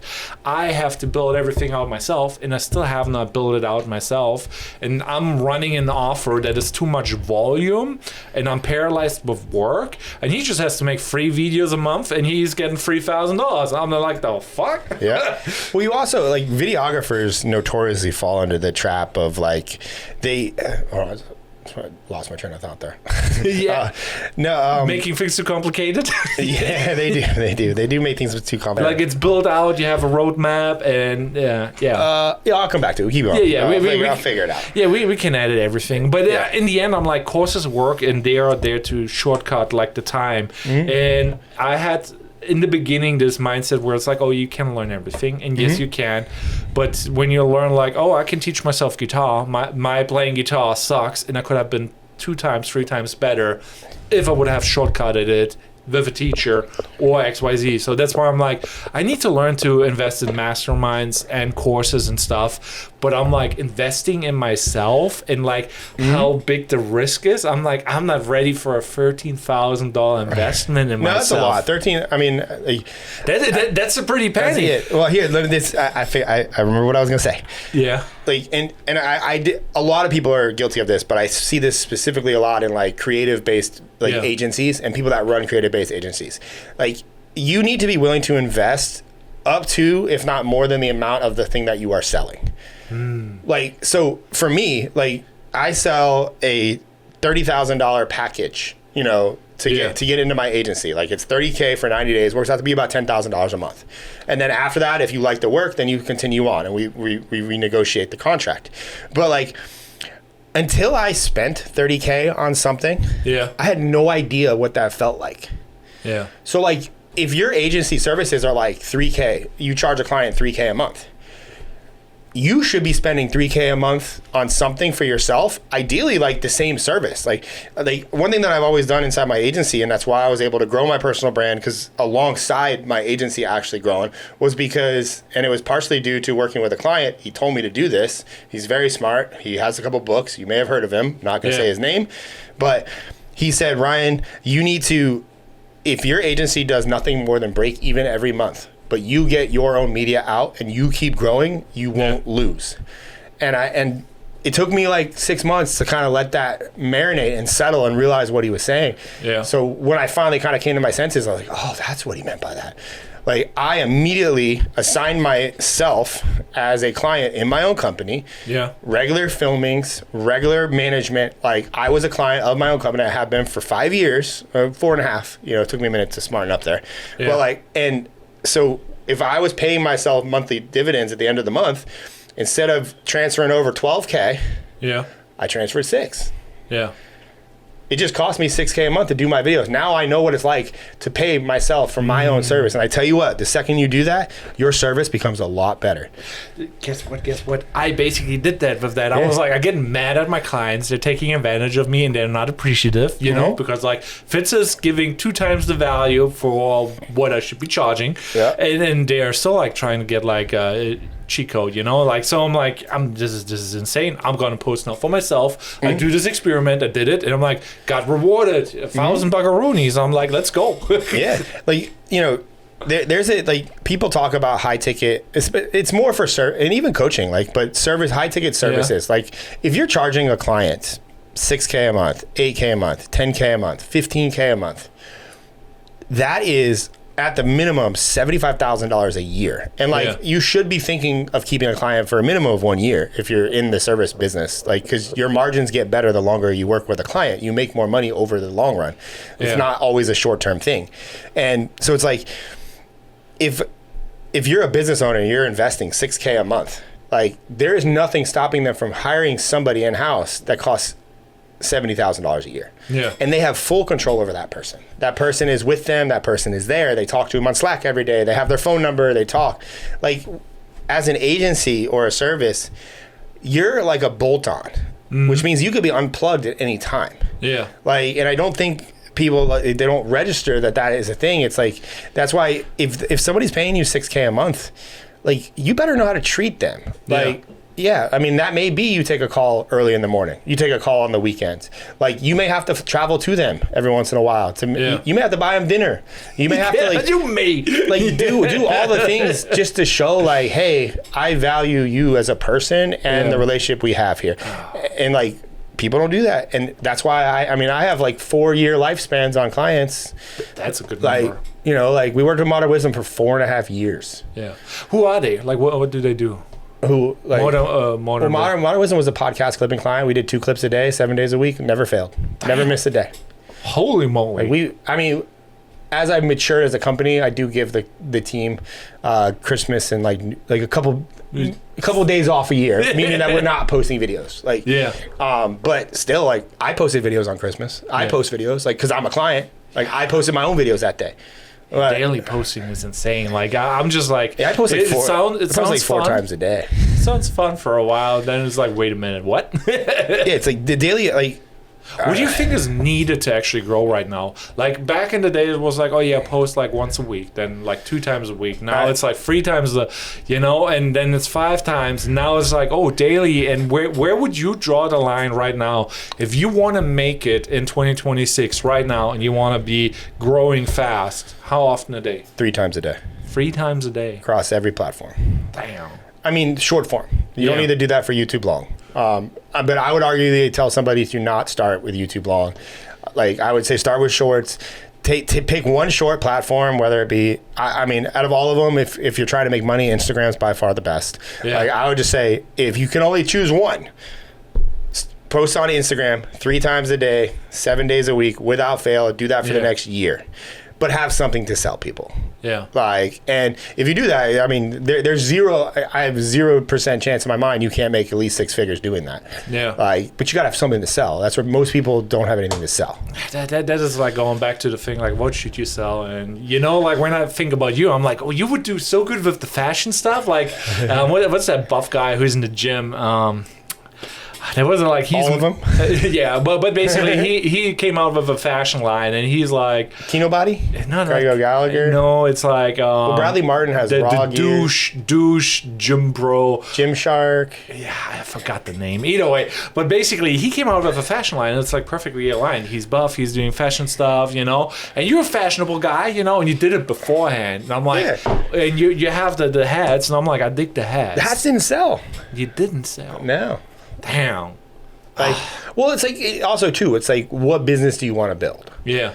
Like, I like fashion. I think about if I'm going to go on a podcast, what am I wearing? Like, I wear a lot of sunglasses. I have like 12, 15 pairs of sunglasses. Like, I like hats. I like sleeveless shirts. I like 5-inch shorts because I live in Florida. Like, we've been talking for a while. It gets hot. Like, I'm hot all the time. I live in Florida. Like, but it's like, I don't know, dealing with inventory and things of that nature. It's like, that doesn't excite me. Yeah. Like, but also too, it's like, I think you can there's only like 4 types of businesses you can kind of have. It's like you either have a product, whether it be physical or digital. You have a service, usually agency, consulting, some sort of service, and really, I mean, software. Yeah. Like, which AIs, I would probably wait on that. I probably wouldn't. It will take everything, I think. Yeah, like, so it's like you're either selling a product, physical or digital, or you're selling a service, or you're just consulting. Yeah. Like, and that's kind of it. So it's like when you look at, like, if you're making content, like, the best people I know, they have all 3. Yeah. And I think over time you need all of that. You need multiple sources of revenue. But like, just having a clear path of monetization, and like I love $29 digital products. I'm very biased. Like, I don't think there's anything easier for somebody to create. Write a book, my man. I'm just like thinking about it. Like, but what do I need a book for? A book's digital. I already sell a book. No, I bought somebody else's $29 product, and that was the first time when I got scammed by somebody, and I was very mad about it, and I never got the physical product. But I bought it, and I'm like, that was a terrible book. But I think like you would have good stories, Yeah, I mean, a book is one, but it takes some time to write a book. Yeah. But I can make a digital course in an afternoon with knowledge that's taken me years to learn. And I can sell it tonight. That's true. Okay, let's break it down. Like, how do you promote like your course right now? Because like I think you practice what you preach in a way. 100%. I have 2 facets of my business. I have the service side, which is the agency, which is we provide short form content services to business owners. Yeah. Like, I charge $6K a month if you're a podcast and you want mass clips and you want to go viral. I charge $10K a month if you are, you need in-person filmings and you want more help structuring all the content. Yeah. Like, I'm limited by how many of those I can sell because of manpower and team. Yeah. So like that business right now is sustained $1 million a year. I could grow it more than that, but I would have to deal with twice the team. And where I'm at right now, I'd rather lean back than get more team. Yeah. Like, so I'm like, okay, well, I still want to make more money. What do I do? Well, it's like, I could sell hats, or I could package up my information and sell it as a course. Yeah. Like, and I don't like courses. Like, I believe in like fast consumption. So like, I chose Instagram as my vehicle. Yeah. Now, for context, I had 140,000 followers on my Instagram that I've been growing for 5 years. So you don't have that anymore? Huh? You don't have that anymore when you say I have? Well, no, I'm just giving context. Like, because the first comments could be like, well, you already had a big following. It's easy for you to sell something. But the way that the algorithm is based now, that's why I tell people to post a minimum of 3 times a day. Yeah. You can post 3 times a day with a digital product using the service ManyChat to deliver the link to your product. And you can, I don't want to say you can print, but like it was pretty quickly that I got to like 5K a month. Then it was 10K a month. Now it's like 20K a month. Like, and I've since added more products into my funnel. Now I have one product as the front end and multiple products on the back end, like to where, because I'm also running ads. And like, but if you just did organically for the next 9 days, if you could talk to I use Loom for my presentation. If you could talk to Loom, make a couple of slides, show some documents, map out a process that solves a specific problem. The one that I solve is how to post 3 times a day. Here's how you post 3 times a day. Yeah. I do it. I've done it like for 5 years. Yeah. I got some pretty good systems in place to do it. A lot of it came down to just how the content is delivered, and I put that into an 18-minute video. Which newsflash, you don't buy topics, you don't buy hooks, it's frameworks that you follow. So where if I turn this phone on, I can make a video and I can get it posted. Yeah. Like, and you'll realize the longer you make content, I don't like to rely on hooks, scripts, topics, all that. So this is like, it's like here, if you never hire an agency again, buy this product, you have an iPhone, you're good. Yeah. Like that's what speed to post solves. Then I was like, okay, what's the next problem I can solve? Well, if people start posting 3 times a day, what's the next problem they're going to face? Well, how do I get people to trust me? How do I get people to want to buy from me? Yeah. So there's an order bump on the page. You click it. It's $29. You're very pragmatic also. Like, I checked it out and I'm like, I'm overcomplicating shit. Like, yes, everybody's overcomplicating shit. It is exactly what it is. I literally tell you, Speed to Post is an 18.5-minute Loom training. And if like that, it's literally what it is. Yeah. Like, and then there's no members area to sign into because I fucking hate those things. Yeah. Like you pay, you get redirected to the page where you can watch the video. It's like credit card to consumption in less than a minute. Yeah. Because I know that when you buy my product, I need you to watch it. Yeah. Because what are you going to do if you're a big fan of long form? Yeah. If somebody goes cold and watches 18 minutes of Ryan, yeah. Do you think they're going to trust Ryan? They will. All I want you to do is consume the product. Yeah. Because if you consume the product and then you're still not happy, like I have a refund policy, you can get a refund. Like, you know, I prefer not. Like it's a digital product. You did steal it and watch it. Like, but you know, I'm not going to go to war for $29. Like it's like, okay. Like, you know, so, and I'm very proud of, I have like a less than 1% refund rate on, I've sold almost 1,000 front ends. Yeah, I feel like it makes it actually even easier because it is so cheap. It's like, okay, what do I have to lose? You know? Yeah. Yeah, and well, it's just trust. Yeah, I even bought it because I know you. I'm like, I could have hollered at you, but I'm like, no, I want to support. And I want to see what it's about, you know? And I'm like, oh, this is actually interesting, you know? Mm-hmm. Like, I like buying and learning, you know, or like just learning in general. Well, that's the thing too. Like, if you've bought a product, even if you were unhappy with the product, you were happy with the sales process because you bought it. Yeah. So you should look at the sales process. Like, I don't believe in people, oh, the courses are a scam. If you were able to get scammed, you should look at how they scammed you. Because there's knowledge there that you need to adopt. One, so it never happens to you again. And two, you're like, well, how can I use that to my advantage now? Because it happened to me.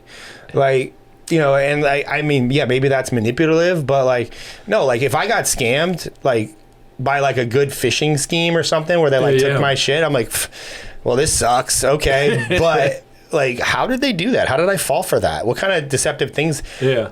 And how was the delivery? Yeah. Like I just want people to like be more knowledgeable about what could happen to them. Yeah. Like, not that my product's a scam. It's actually delivers. If you do it, you'll post 3 times a day. But then like each step of the funnel, the next one's speed the trust. And it's like how to speak with conviction and tonality so people trust you in your videos. Like I'm pretty good at that. Yeah. Like I have frameworks that I follow and how I talk. And then the next one is like, well, people are probably gonna be like, okay, I'm making 3 videos a day. I'm talking. People are starting to trust me. Well, now how do I make money from this? So I made speed to revenue, which is like the fastest ways to make money. And then I showed how to do it. Can you lay out for people how that currently works, like in real life? Because like you post a video and then you see how it performs, then you run it as an ad. How does it? Yeah. So the process is so like if you have an idea of a product you can sell. Like I actually watched the video. I actually watched the video last night of a guy. He's got like 400,000 followers. He's like, I'm making no money, and he's like kind of depressed on camera. Yeah. And I was like, we don't have anything to sell. So I literally took his video, and Meta has AI now. Yeah. Like, and you can click on any video and it opens up AI. I literally asked Meta AI, if I were this guy and I had his account, what product should I sell if I was selling a $29 digital course? It gave me like 10 ideas. Like, and one of them was because he talks about soccer and like traveling to watch soccer games, and it also said how to build a 400,000 audience. I would like to tell people to deviate away from that, because if you could find more of a niche thing from a product perspective, I think your content should be broad, but your product should be niche.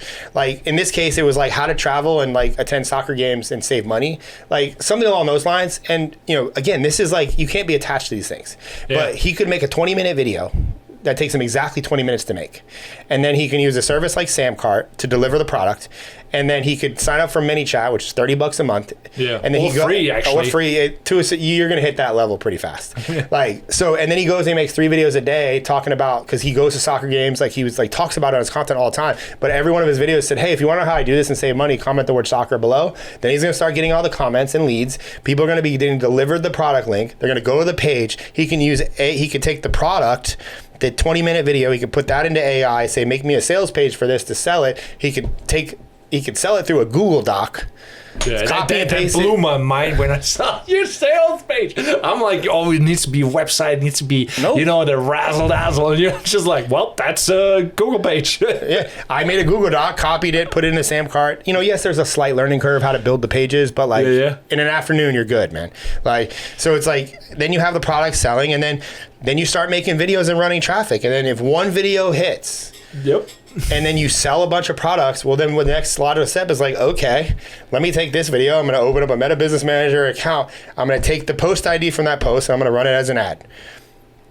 And guess what happens? Instagram, because Meta ads is really smart now. Yeah. It takes all the information from the post ID and it goes out and finds buyers for you. That's crazy.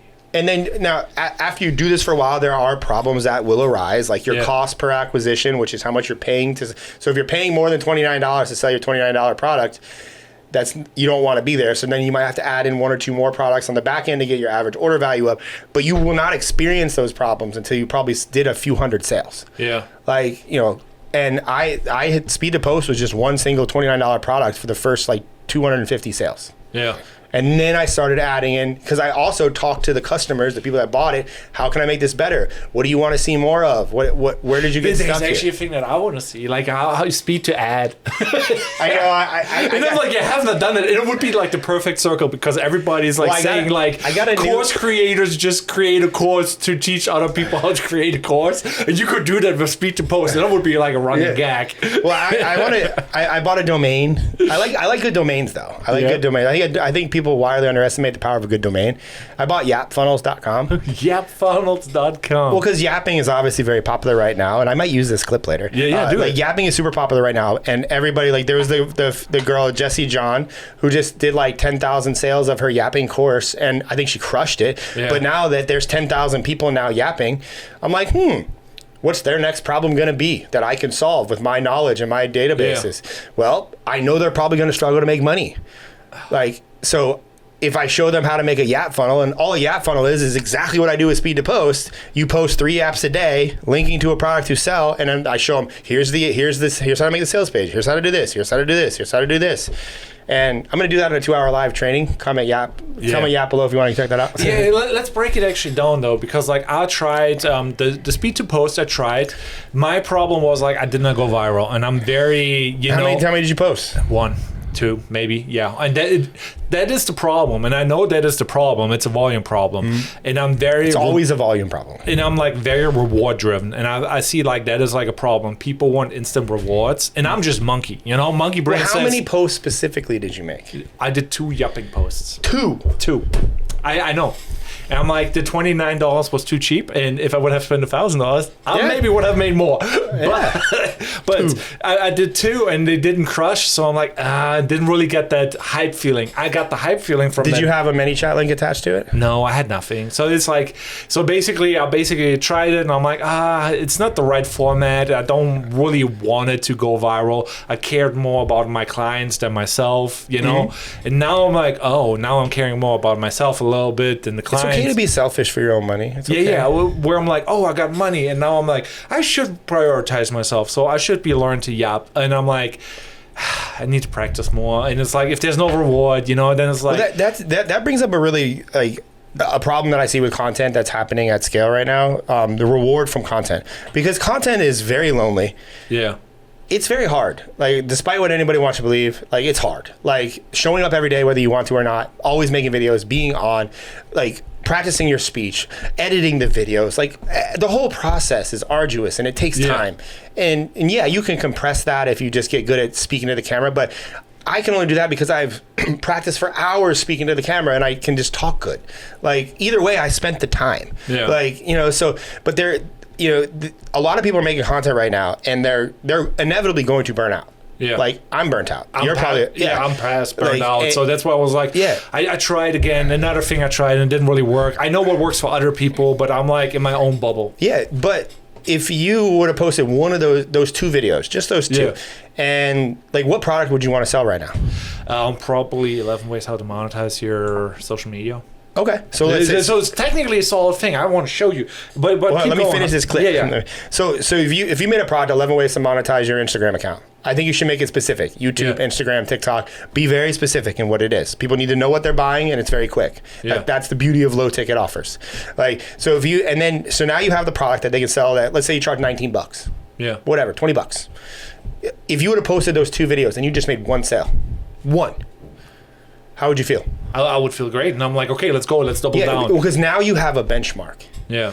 And content doesn't give you good benchmarks. Like, and then when I say a benchmark, it means if you know that for every 2 videos you post, you make 1 sale. Yeah. That's like, okay, now let's go post 4. Let's post 6. Now you're fired up. Now you're motivated. You're keeping going. And yeah, that will fade over time. But like at least you have those short-term dopamine hits to keep you pushing it. Because at the end of the day, even if you made no sales, all those videos are getting posted. Your personal brand's still going to grow. Like you're still doing the right thing by doing that. But now you have the monetization aspect happening, which is driving you forward. Because let's face it, everyone wants to make money. Yeah. Like there's, I know that I got to redo the stats, but I know for every million views I get, I've probably sold 50 products. That's crazy. Like, it's crazy and not crazy because, like, for a regular person, that means nothing because they're like 50 products, whatever, you know. My benchmark back in the day was like, okay, if I get 1 million views, how much money would I get on a YouTube long form? That was my benchmark because I figured out the number, and it's like $1 to $15 like per 1,000 views on a YouTube long form, you know. And if you run the numbers on the 1 million views, that can be a lot of money. On the low end, $1,000. On the high end, $15,000 for 1 million view video. Yeah. On Reels, it's different. It's just like $200, $700 on 1 million or so. I mean, that's why I don't like ads. Yeah, but I'm like, but anybody, it's crazy. But anybody can figure this out. Like, if you look at your Instagram, and you're selling anything, like even if it's just you have a service, and you go, okay, last month I posted 90 times. Mm-hmm. From those 90 videos, how much money did I make? Let's say it's $3,000. Arguably, if you need motivation to post more, if you would have posted 180 times, you would have made $6,000.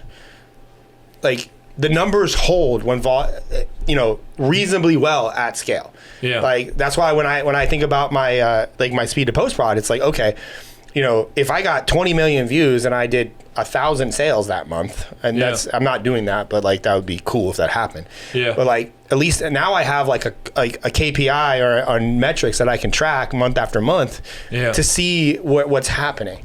And everyone, there's like costs, like, but it's like if you looked at it more just gross revenue and like gross output of videos.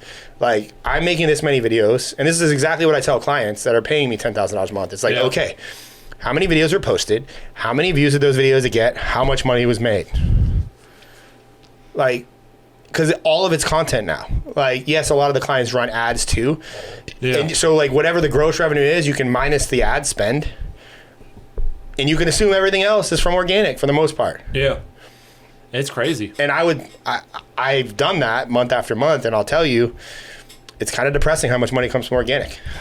I want to show you. This is the product that I would sell. So this is like my checklist of the things how to monetize content. And there's 11 ways how you can monetize it, And the ad one, I just finished. So yesterday, for the first time, I made ad money. Like number one, I never had, and now I have it for the first time. You can make each of these individually a product. Yeah, theoretically. But this is the bundle. Products, yeah. And the bundle. And there's like creators. Sell each course for $1. You got to let... My body. My homie, you know him, Yeah. He's not monetized on Facebook, and I'm like, he got billions of views. Oh. I'm just like, and I told him like 2 years ago, I know all those things. I showed him the list, and he's not implementing any of them. Turn it on. Yeah. I'm like, all you have to do is fill out your tax information, and it's just like he's doing that cinematic style. I'm like, dude, but there's a lot of creators who don't know how to make money. What do you tell those people? Well, I mean, a little bit of research. It's hard. Like, I look at people more like it's like the mindset. Like, what is your mindset around this? Like, if you're posting on social media and you're not making money from it, or you're making very small amounts, that's probably a limiting belief type of mindset that you have, that you don't feel like your content is either worthy to get you paid, or you don't think you're worthy to make this type of money on the platform. And that's a solvable problem. Yeah. But you got to look at it like, am I not making money because I'm afraid to sell something? Well, why am I afraid to sell something? Yeah. Is it because I don't think what I'm selling is good enough? Well, how do I make it good enough? Like, what would be a good, and yeah, you may, it kind of comes back to, you're not going to make any money unless you're selling something. Like, so you have to sell something. Like, a business is not a business unless something is sold.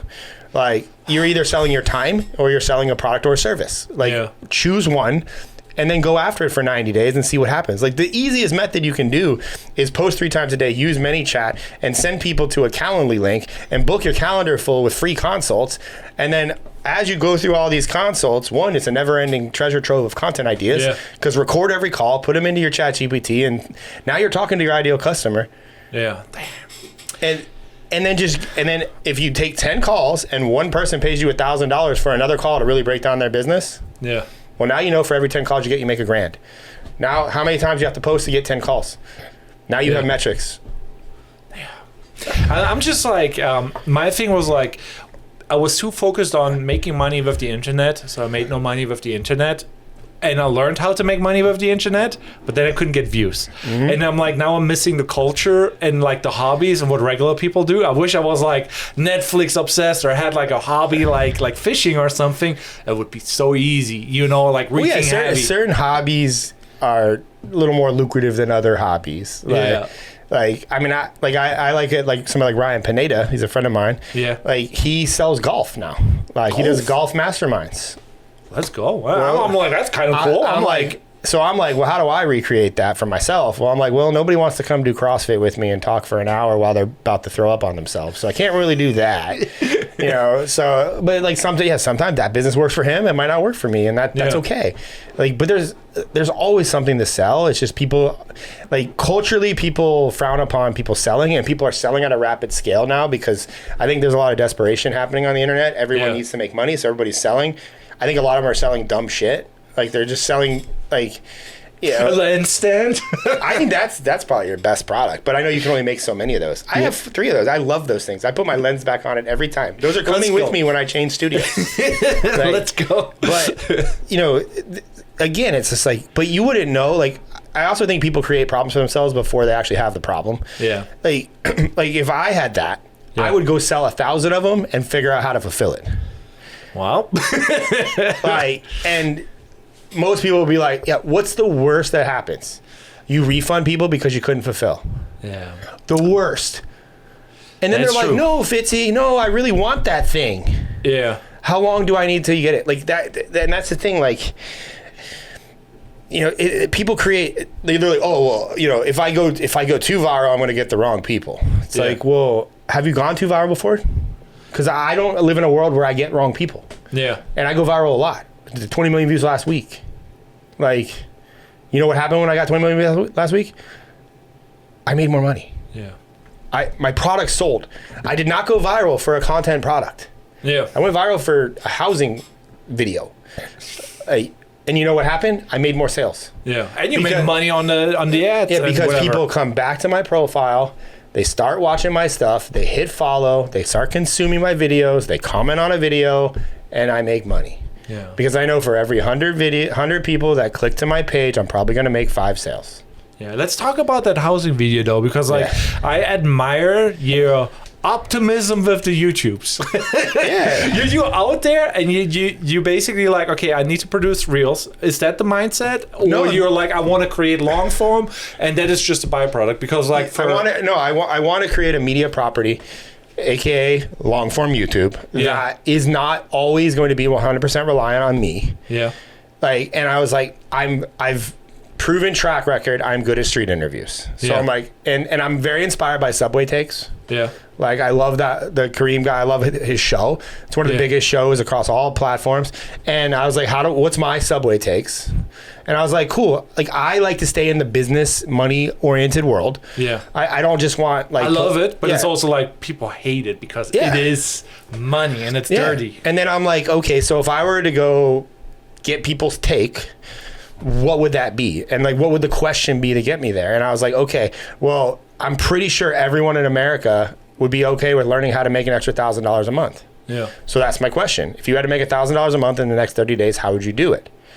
So I'm like, okay, what are some, so, you know, I did a test. I went to the pier twice. I've done 3 long forms, all about 30 minutes each. Yeah. I go, okay, so mindset wise, it's like, you know, one, it's hot as fuck, so I know I'm going to be sweating my fucking ass off going to the pier. Got an hour, that's it. Like, I'm like, in an hour, how many people can I walk up and interview? Yeah. that's it with one question, and then see what happens. And then I'm very good at follow-up questions. So like, you know, and I did the first one at the pier. We were out there for about 2 hours. I got about 12 people. I was like, dope. Yeah. You know, the byproduct of now, I compressed the video. I put the rejections at the front. You know, I spent about 2 hours editing it, 2 hours filming it. It's about 4 hours start to finish, you know. Yeah. And could it be edited better? Absolutely. But for me, I'm like, I need a concept. Pay off, maybe. Yeah, but I'm like, I need to get 100 of these. Yeah. That's my benchmark. I need to post 100. Yeah. 100 long forms. I'm doing one a week. That's 2 years. So can I commit to this for 2 years or 100 videos? Like, okay, can I sustain that? And like 100 is extreme, but I'm like, can I do one a week for the next 90 days? Yeah. Because that'll get me, you know, 9 weeks or whatever, 10 videos out. Yeah. That'll give me an idea of how long they take. And then, you know, get the long form done first, you know, get those posted. Then I'm like, okay, I'm pretty good at recognizing clips, kind of my gift. Yeah. So I'm like, as I go through these, if I think it's a good clip, I'm going to clip it and post it to my Instagram. Yeah. Well, that was a clip. So we did the pier for the first 2, and I got some good clips. I'm going to go back and, you know, pillage them for more clips and see if anything hits. But I was like, man, for one, like, go to the pier for 2 hours at noon on a Friday. It's hot. Like, yeah. I'm like, where else can I go that's interesting? I'm like, well, let me go ask people at Walmart. So I went to Walmart. Yeah. And that Walmart was by far the best one. Me and Savannah were there for maybe less than an hour. I probably got 15 people. Same questions, and then that guy, I talked to him. I was just like, you know, and you know, I asked Savannah because she was there too. I was like, I think if I'm going to clip anything tonight, yeah, I think there's 1 million views in there, and that was the first video posted. Well, you were wrong. It was multiple million views. Yeah, I did not think it would be like it was like 20 million views, and I don't think even he. So also too, it poses problems. Like, what if he's like, hey, I want that video taken down? That's a weird thing too. Yeah. Like he's not. Do you think he was prepared to get 20 million views? Yeah. Well, is he tagged? I don't know. Yeah, because I collab with everyone. I'm like, I'm doing this as like a give back. Yeah, it's like I'm like, hey, I know I can get attention on people. Like, you know, if you accept, I'm gonna send the collab. I make sure after every interview I find them on Instagram. I add them. I send them a DM. Like that's because I think that's the right thing to do. Yeah. Like I said, you can accept the collab or not. I said, but if these clips work, my goal is to get views. Like, you know, it's your face. I'm not trying to be a dick with it. Like, but I don't think, I mean, within an hour, that video had 1 million views. Like, I don't think, you know, and I'm sure his DMs are blown up right now. People that probably want to know how to do it. So where's his $9 or $29 course, you know? Yeah, like that would be life-changing. Yeah. I'm like, well, maybe now because of that video, he was like, shit, maybe I should do this. Yeah.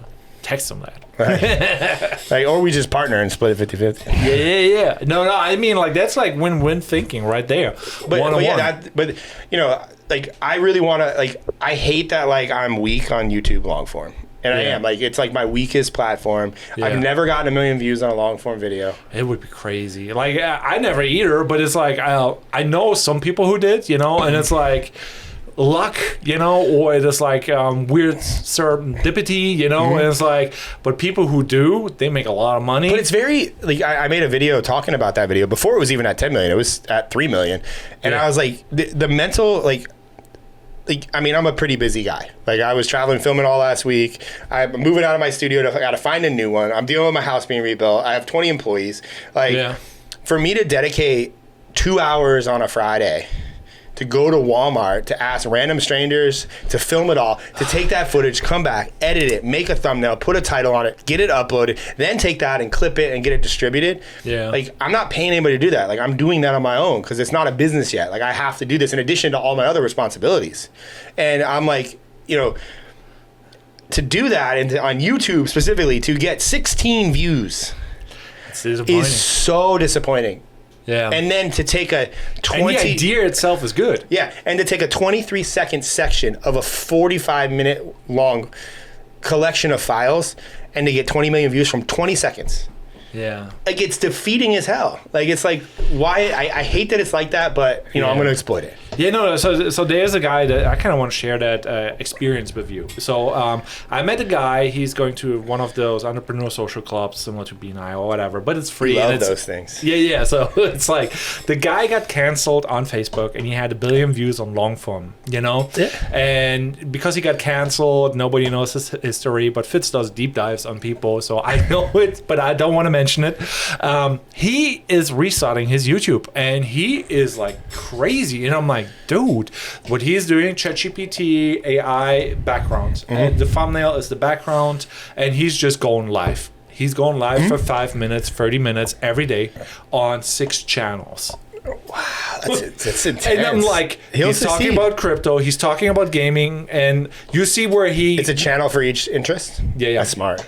And he's just like the thumbnail thing. I'm like, oh yeah, I can get behind that. It's working. So it's green screen thumbnail of the video, so it's like pre-built, and he's just yapping for 5 minutes, one topic, one idea, how you do a yap video basically. I'm like, damn, I should be doing that. And I'm like, I'm trying to muster up my creator burned out past Fitzy self. I was doing daily vlogging for 2 weeks, you know, and I did that. 2 weeks. That's so 2 weeks. cute. Yeah, That's so cute. I did 90 days. Yeah, but a YouTube long form, like 2-hour edits and stuff like that, and I'm like burned out now, and I'm like, okay. Well, the editing is all the. Yeah, that's now what burned you out. Yeah, now I'm trying to muster up the live stream daily like he does, because I see where it's not working on his YouTube coaching and on his dating advice, but on his crypto shit, it's slapping. That's a topic. He probably it's a normal topic. It's money. It's financial. It's probably got a high CPM too, so he stands to make more money because,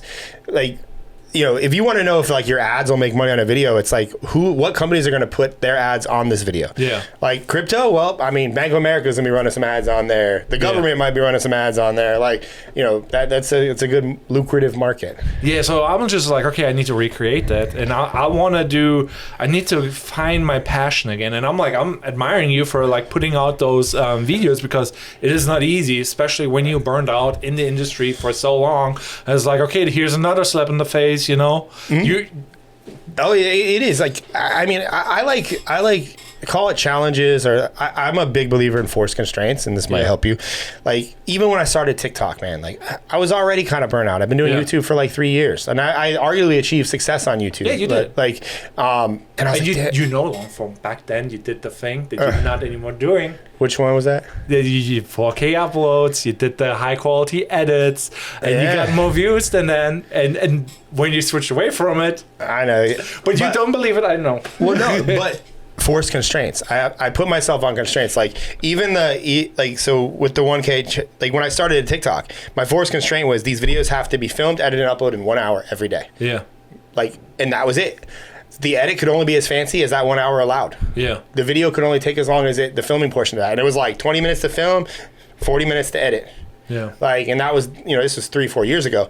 But like, when I look at the 1K challenge, I'm like, okay, 2 hours allotted to film. That's all I got. Some might be longer, some might be shorter. Some I might get rejected, I might not. I don't know. Like whatever I get, I compress it. I'm gonna take the rejections. I'm gonna try to make the first 30 seconds as you know, engaging as possible, and then it goes right into, and I'm just gonna cut out whatever dead space I don't think needs to be there. Like, and that's the edit, and then it gets uploaded, and then I take the transcript and I put it into ChatGPT and I go, make me a title for this, and then it gives me some options. I decide which one I like. I change it if I want to. I make that the title, and then I take a couple screenshots from the video of like me and then the people, and then I put that into ChatGPT's image builder, and I say I want this to look human, real, like a vlog. Make me a thumbnail, and now I have some templates that like, so I use as a reference image, and it cranks out the thumbnails so that the thumbnails don't take me longer than like 10-15 minutes. So boom, now the long form, and like I'm even when it comes to clipping them, I'm only trying to get 3 clips from every episode. You know, like, so it's like, so okay, now what 3 clips do I want? Boom, let's get those up, and then move on to the next week. You know. And that's no, you're right. The good challenge gets you moving, you know, and it's like, but you have to have that excitement. With that being said, like, thank you for being on the podcast. Thank you, Fitzy, for having me. Yeah, we can do this anytime.